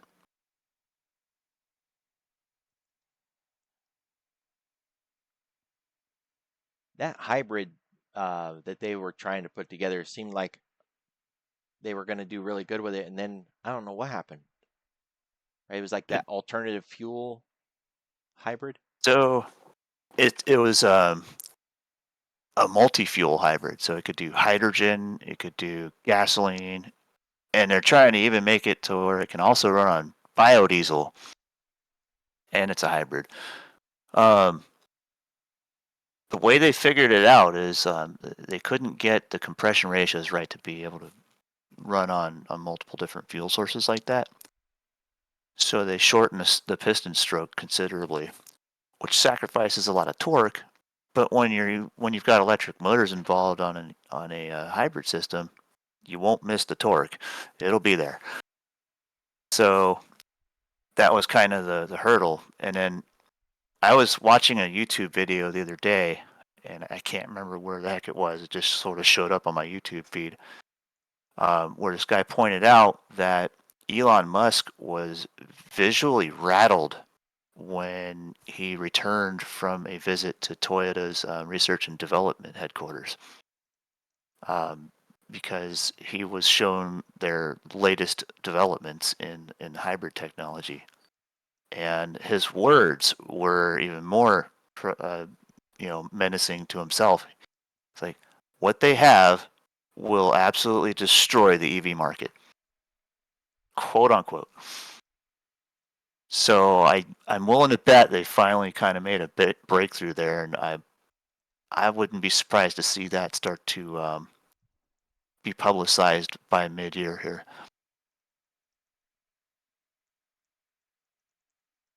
But I kind of remember mentioning something like this about a year and a half ago about Toyota. Like, if they marry this technology to hybrid technology, if they make that breakthrough, it's going to be huge. I wasn't wrong.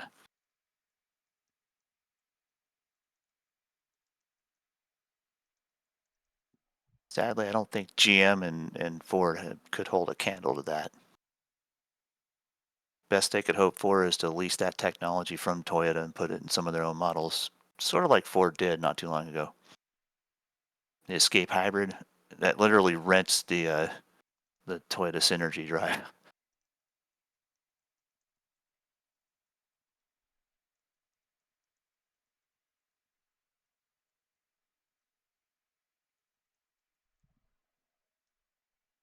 Interesting times we live in, guys.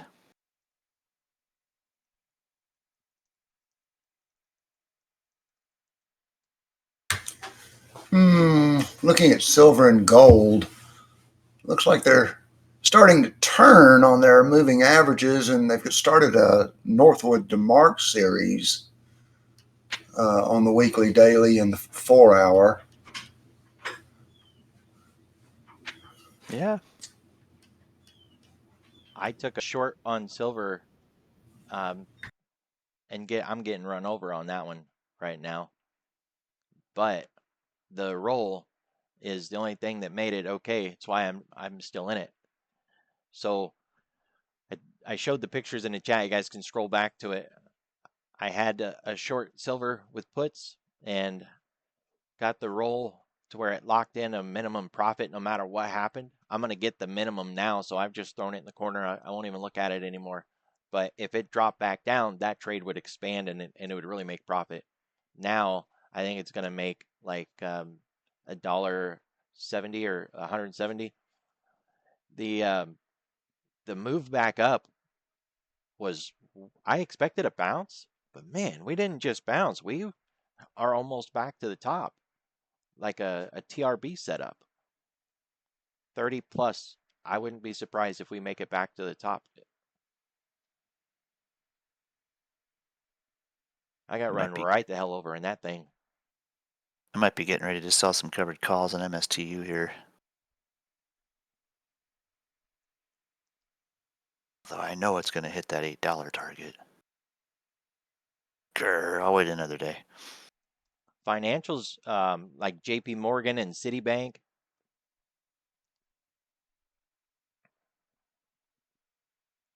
they got a little bit of a bounce today, but I don't think these are done either. And if you look at financials, they're like the one area, and I mentioned this a couple days ago, they're the one area that I think still has room to go. Staples is another one. On a 5-day period, Staples is still up more than 0.5%. Healthcare is still up 1.7 over a 5-day period. See that drop on XLF yesterday? Yeah. And that's why with JP Morgan today, I'm watching that midpoint of that yesterday bar. If we don't close above it, that might be a nice continuation tomorrow. Agreed. Yeah, I was talking to Matthew. I'm like, dude, SKRE kicked ass today. Like, I did? Like, yeah, it doesn't have any volume, but it's kicked ass. Earlier today, I was mapping out KRE and NY Fang like I do, and they started the run back up earlier than everything else today. Yeah. And we had a nice follow through on NY Fang if it can keep it.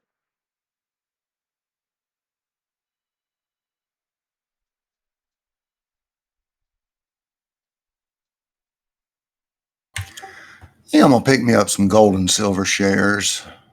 I like those. They're above their eight moving average. They're starting a DeMarc sequence. Looks good. Moving averages look good. We'll see.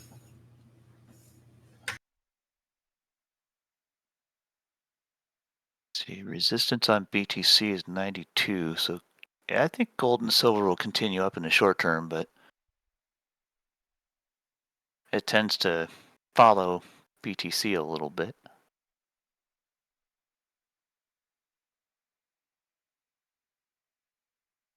Damn, MSTR.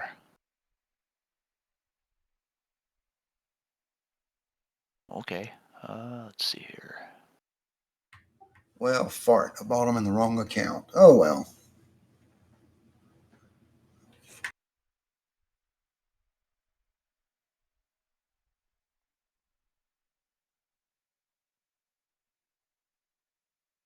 So I still think we've got room for this rotation to work out. You know, if we think about the rotation right now, what would be the rotation? It'd be tech backup, software as a service, consumer discretionary, those back to the upside with maybe industrials. And then we'd be looking for the other side to fade, at least in the short term. Oh, and energy. We would expect energy to make a move to the upside too. And we'd expect a fade in staples, healthcare. Yeah, really those two.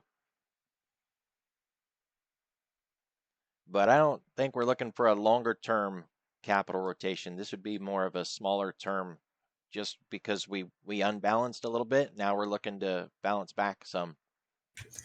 Oh, I agree 100% because the Trump stuff has not settled yet. I keep coming back to that. I think there's a lot of chaos because of Trump's policies right now. I think it'll settle down. It may take a month or 2 or 3, but it'll settle down.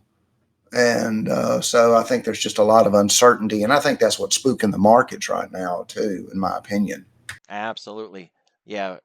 And that's what we started the day with, is pointing out that until the market gets some clarity, it's going to be chaos and it's wild. Crap, I forgot to buy NFE this morning.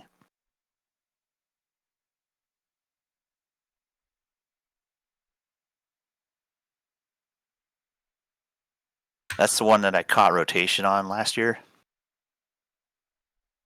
Towards about, what was it, November? It rolled a little bit past my $16 target and then rolled over, came back to support and bounced like this morning.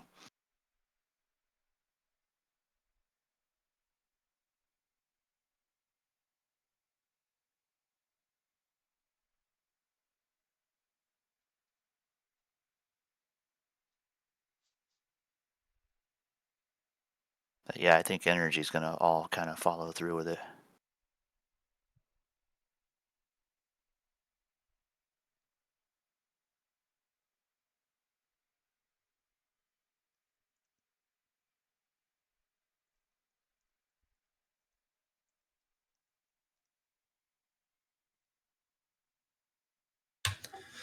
I mean, at the same time, there's something to be said about just parking your money for a while in some halfway decent yielders, dividend yielders, until this shakes out.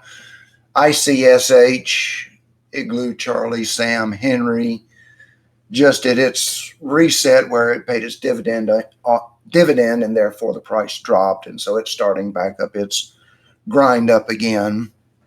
Same with JPST. I think they just did the same thing. Let's see. Yeah. They're starting their grind back up. So it's not a bad place to get in if you're looking for just to park yourself in some dividends for a while. Yeah. Have you been playing with XSP lately? I'm Today watching was a it. great day. I know. I took this MES trade this morning and I shouldn't have done it. I don't know why I did it. It just smacked me upside the head. I shouldn't have taken it. I should have waited. If I'd waited 1 hour, I could have traded XSP instead. I first traded the 585 0-day contract, bought it at 20 cents, sold it at 140 or $1.40, bought it back again at 60 cents, sold it at $1.20, bought it back again at 55 cents, and I'm about to sell it again at about 80.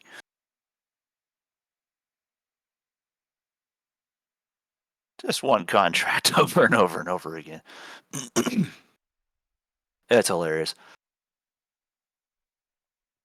If we look at Amazon, it dropped down into that 50 week, bounced really hard. It's getting back into 30, and it's still not a broken trend because the 1020 hasn't crossed on the weekly.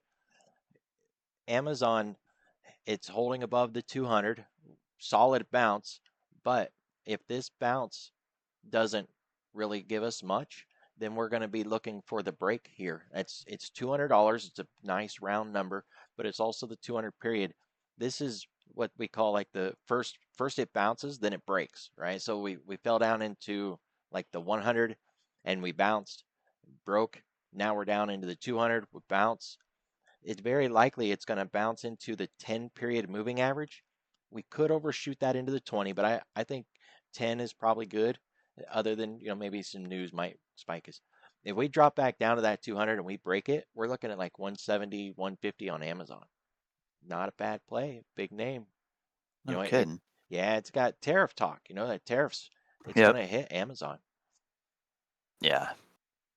And it's a nice setup. It's a solid 200, it's textbook right there. Smacked down just enough. And don't get me wrong, the meat of the move, it went from 245 to 200. It's already had a significant move. So it's not like this is going to be some short and sweet, done next week, high momentum play, but it was a solid bounce. We're moving up.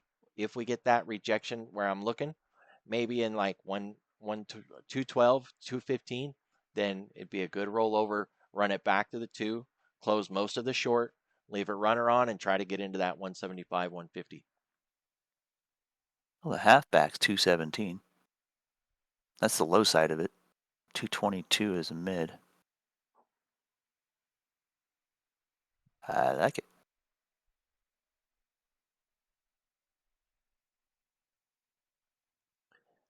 And Google was trying to talk to the Justice Department about not breaking them up. The whole thing about breaking them up wasn't even done. It was just one of the things, like they list out what can we do. It was on the list. Nobody said it was going to be the thing that they were going to do, but Google has petitioned to take that off the list so that it's not even a consideration for their punishment. And it also hit the 50, but if you look at the 200, it didn't even stop at the 200. It broke right through the 200 day, and then it bounced below it, and it's rallied up into the underside of that 200. It did it yesterday, couldn't make it. It ran up there again today, and we're still not above it. If this is going to be a continued short, then this is a really beautiful flag setup, and we would be looking to short off the 200, run it back down to 166, and then leave a runner for a breakout below that into the 150s.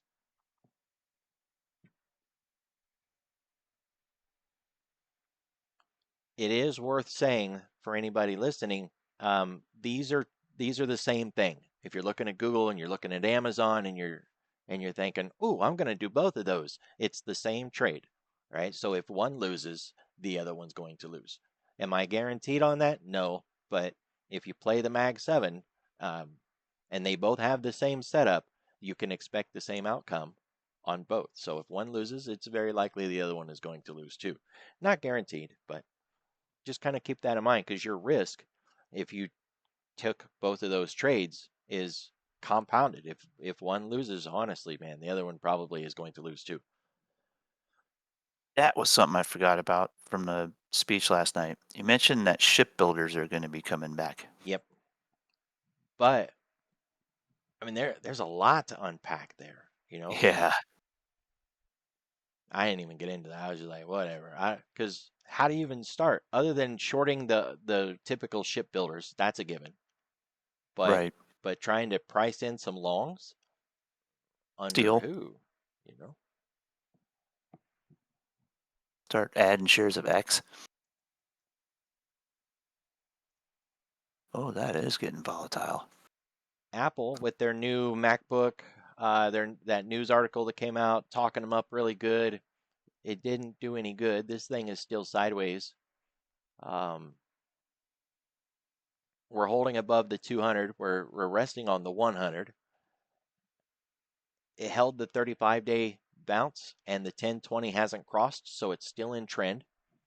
But it's on the 20 week, and it's very likely that if we break the 20 again, that we're going to test that 30, and I don't think it's going to hold next time. I think we're going to go for the 50. But there is a phrase that says if they won't own Apple, why would they be willing to own anything else?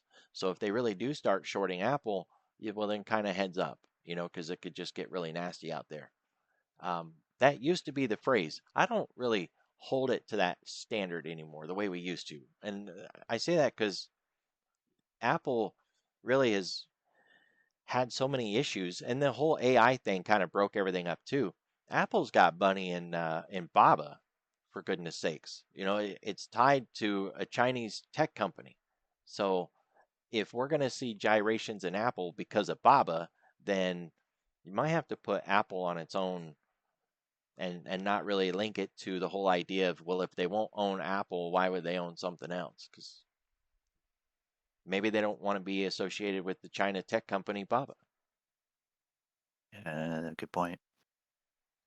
Now, don't get me wrong, it's still an institutional favorite. It's in everybody's 401k, at least if you're, letting the companies do it. If you work for a company and they are running your 401k, they gave it to Goldman or one of these other companies, and it's got Apple bonds. Speaking of bonds, Meta has given everything back in that drop. Bounced on the 20 week. It's still in trend, but that big phenomenal run that it had, is over. It's underneath the 50-day, and we bounced off the 100 and ran back into the 50. Same phrase, same concept. First we bounce, then we break. So if you don't think we're done in Meta, then we want to look for that rejection here, honestly, right off that 50. If it overshoots, we'll be looking to reject off the 20 period or the 30, maybe. I like the 20. But I think that this is still a good short. And if we get under 100, then the 200 is next. And that's below a $600 stock value. Meta still looks like a great short.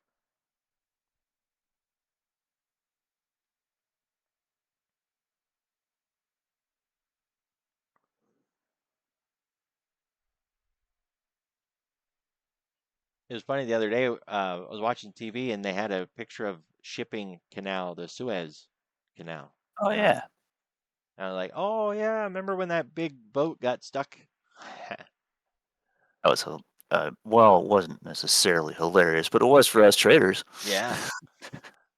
And I thought about opening my mouth and saying that, but I was in a room of people and none of them trade. So like, Yeah. nah, I just smiled to myself, had my own little inside joke.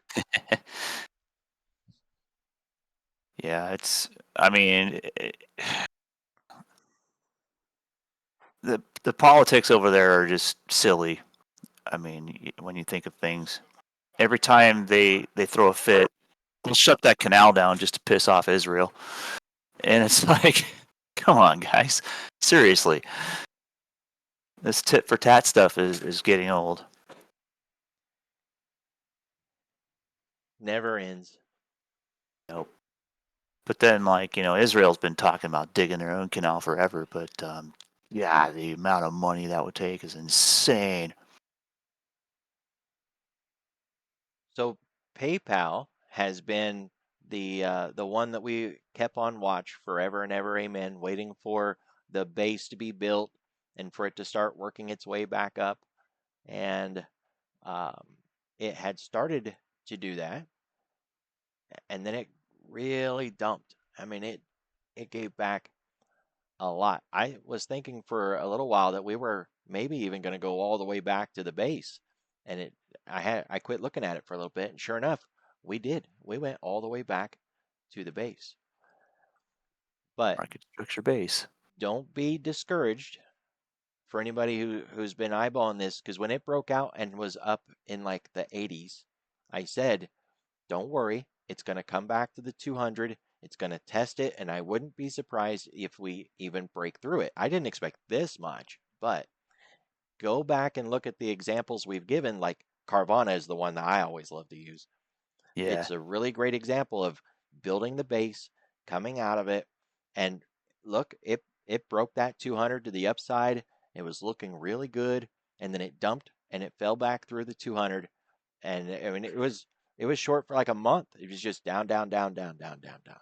So yeah, PayPal, it overshot, it went down, but the fix is in. This, I don't expect this to continue to go all the way to the bottom of the base. I'd be surprised if we even get to 60, let alone 50. It's an Yeah. overshoot, and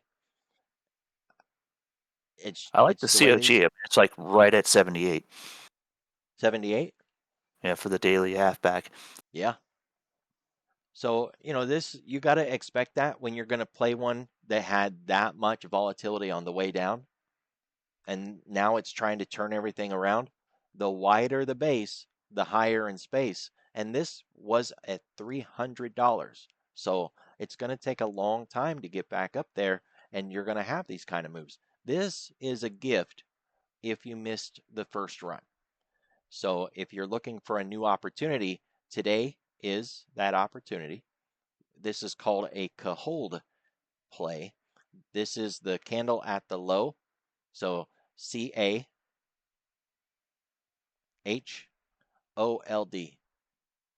Candle at the high of the lowest day. And that's what we have here because I'm on a daily time frame. So once we broke through yesterday's highest point, we had a Cahold set up. We need to keep the breakout. That's step one. We need to close the gap, which we almost did. I'd be surprised if we didn't. Actually, that looks really close. That'd be step two. Keep the breakout. Don't go back down inside there. Step three, and then get above that 10 next. So step by step, right? If we do get back inside of yesterday's range, the midpoint of yesterday would be a really good line in the sand, or if you just want a nice round number, call it $68. That would be the open of today. Stay above the open of today as your swing trade line in the sand, and then start reducing or exiting your position once we get below that level. Because if it starts closing below that, our long is wrong, and we're not ready to go long yet. All right, and it could get down there and base for a while again before it starts a new run.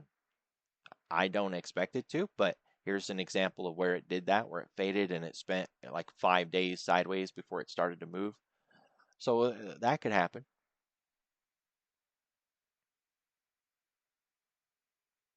The concern really is like when you go looking for moving averages and there are none, and you're like, oh, well, okay, well, what did we bounce on?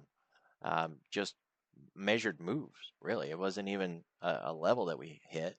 It was just measurements.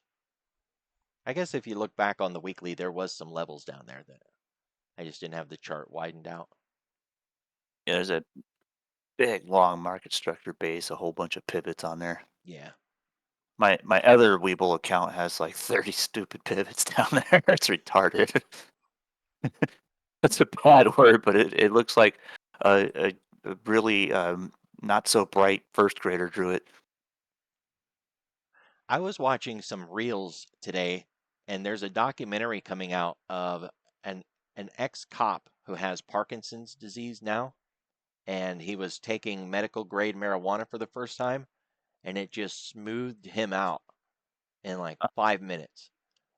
Interesting. I don't know when that documentary is going to hit, but I seen that. I was like, that is so cool. 'Cause that's a debilitating disease. Yeah, dude. I've rarely seen it in person, and it's just yeah. I mean, I couldn't imagine having to deal with that. I was shocked at how fast it just smoothed him out. Like, whoa.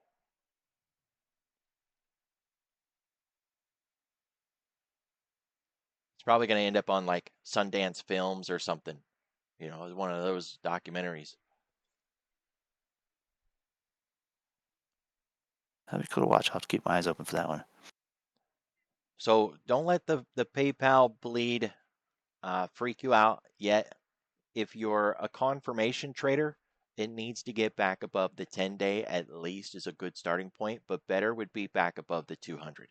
And I know, you know, if you're hearing that and you're thinking, no, it's so far away, I don't want to wait. Well, I mean, confirmation traders, they're your rules. You have to play by your rules. Nobody's telling you to wait, just your own rules are. So one confirmation would be one of those moving averages. 200 is really solid. We don't want to see this staying below the 2 long enough to actually point that 2 back to the downside with any real steepness to it. It's curling over a little bit right now, but you know, all things considered, it's basically flat. We don't want, you know, like a good sharp degree to that thing where it looks like a ramp to the downside.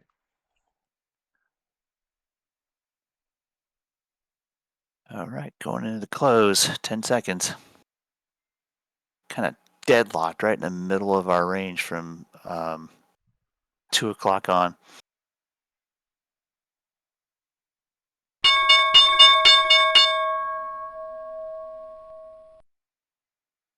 And Netflix still looks really good. I keep hoping that they're going to do a stock split on this thing because it's $1,000 company. Wide on the option strikes, bid ask spread is horrible. But this company, even though it's down right now, it's resting on the 50. It's still in trend because the 1020, well, I think maybe the 1020 are getting ready to cross. Let me check the weekly. No, it's still in trend. 1020 on the weekly hasn't crossed over at all.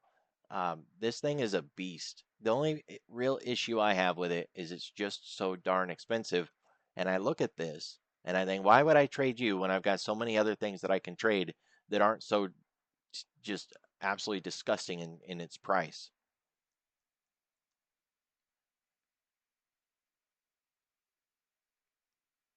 $10 wide strikes, and the bid ask spread is over $3 wide. I mean, that's just disgusting. So Yeah, touching that. yeah, nobody wants to trade that at this point. But if they can do a stock split, oh, that would really light it up, right? Like when Amazon and Google split. Yeah, that'd be awesome. That would be really awesome. So I keep hoping. From a seller's point of view, if you can afford it and you can sell those options, Netflix is a beast. But I mean, you got to have some real capital to be shorting. Yeah, not for me. Yeah, not for me. That thing would be beast if they did a forward split. Like 1 for 200. Oh, Yeah. I could dig that. So the market, if we use those kind of metrics, you know, whether or not something has crossed over, are they still in trend or not? Are they still on key levels? We can see there's plenty of opportunity, and individually picking stocks that are getting flows, that are moving on news, that's the way to play it right now. Try not to run themes and sectors because that's just really not working. And it's because there's those ideas generally run with big capital investors. And since nobody knows what's going on, they're not willing to commit to new positions. But they'll run news and they'll run momentum and intraday volatility, short duration trades. They'll run that stuff just like we will. Ride the waves.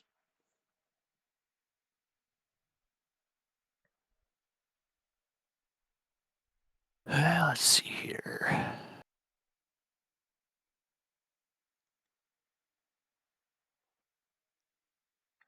That I rarely do any fundamental research, but this is one that came up on ChatGTP that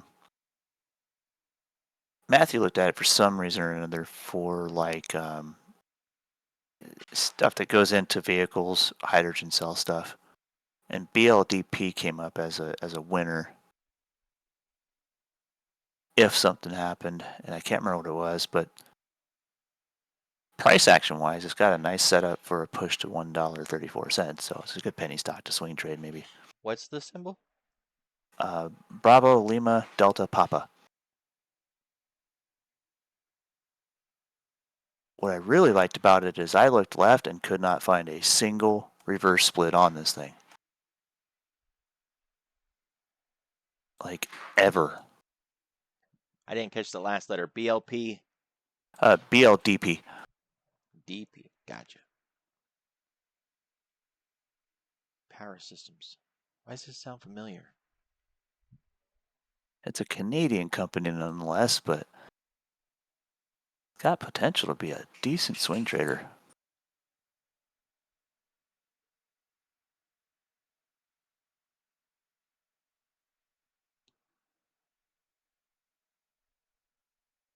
Kind of low volume. European bus company bought a bunch of fuel cells from them. Yeah, Big contract. that's the current hype. And then I think he was asking if there were repercussions in the EV world, who would win or something like that. And hydrogen fuel cells are kind of not quite there technology wise to go into, like, your everyday car and pickup truck. But for equipment and heavy stuff that runs around town, it's perfect. That had a textbook double bottom bear trap squeeze that shot it right back up above that 1.2. Yeah. And I'd say as long as it doesn't give that back, it's got a chance to at least touch the half. Yeah, I was looking at 134, and then extension could be all the way to $1.50. Oh yeah. And then if things get above $1.50, then we're talking like market structure base will be had, and the next reversion is like $1.70, and then God, if you look at the weekly chart, it's just sick. There was a question about net Cloudflare. On the monthly, it's back above the half, which is a really good start because that's where it was having issues. So I have my monthly on a log chart, but I'm gonna turn the log off so that we can see it in a more normalized state. The half is 129 and a half. It's back above that, and it tried to shoot for more, got rejected at 180 and fell back down, but it's holding above that half. So it does look interesting if it can hold, like the post says in the chat. I would say keep it above that 129 and a half on a close. Now, you can use a weekly close. It doesn't have to be, an intraday or a daily. 129 and a half, you really don't want to give that up. And if you think about the fall down, it fell back to the start of the week on that earnings week. Right? It's not the start of the earnings day, but it's the start of the earnings week. When you're looking at it on a weekly chart, that's exactly what it hit to the tick, to the penny, and it lifted up off of that level. And I like that. I like when stocks behave, on something fundamental that I can point to. Right. It does exactly the price action you expect. Yeah. When it acts a little weird, then I'm like, yeah, I don't like you. You're weird. But that is a perfect bounce. So if you want to be aggressive and you're not yet in it, then take it on a breakout above yesterday's high, 144.34. What I would hope for is a little bit like what we had today, where it dropped down to the midpoint and then it rallied. See how it closed at the high today? I would have rather seen it run all the way up today and break out today, but that's the perfect world. It closed at the highs. That's a really good start. I want to see it tomorrow finish that and break out and continue to run. You're not leaving without me, are you? Not yet. I will be in a moment, though. My old lady is getting ready to walk out the door without me. I'm like, I Oh, thought we were you're going to do this together. damn. I'm sorry. Well, you can come on too. You're invited. Come on. We'll put your bike in the way back and we'll go. Works for Mr. me. Jeremy. I'll be there. So I do like Net. I think it's got a really good setup. The other one I was gonna say is Rocket RKT because it goes with that 30-year mortgage play that we've been Yeah. keeping our eye on. But I am gonna get off of here and go shop around for some food. Yeah, I gotta finish dealing with a 4,000 share discrepancy. Whoa. If you got a sec, UUP still reports me as owning 4,000 shares long, even though my broker shows nothing. Boy, every time somebody ever asks me about assignment, I always bring up UUP because Yep. I have gotten hit from these guys more than any other product I've ever traded in my life. I'm on the hook for $14,000 worth of short-term capital gains, and I don't even own the shares. So I'm just like, you guys, a K1 that gets reported to the IRS. I'm on the hook for that. I don't have any shares. Fix this, and if you can't, liquidate it and send me a check. I don't have the shares. That's a $114,000 mistake they've made. I mean, we just heard in the news how J.P. Morgan fat fingered a 800 and something billion dollar rebate to somebody. Yeah. So Yeah, this they is can make silly. that mistake for me if they want. I'll take $800 billion. Why not? Sure, I won't cry. Load it into a Grand Cayman's bank account. I don't know what happened to it. And in the same report, they're like, and they almost did a couple of trillion on accident. Oh, man. I'm like, how do you accidentally Shame. almost give somebody a couple $1 trillion? Maybe I should take my 114. All you got to do is put that in for 1 day's interest, and you'll be set for life, right? There Yeah. you go.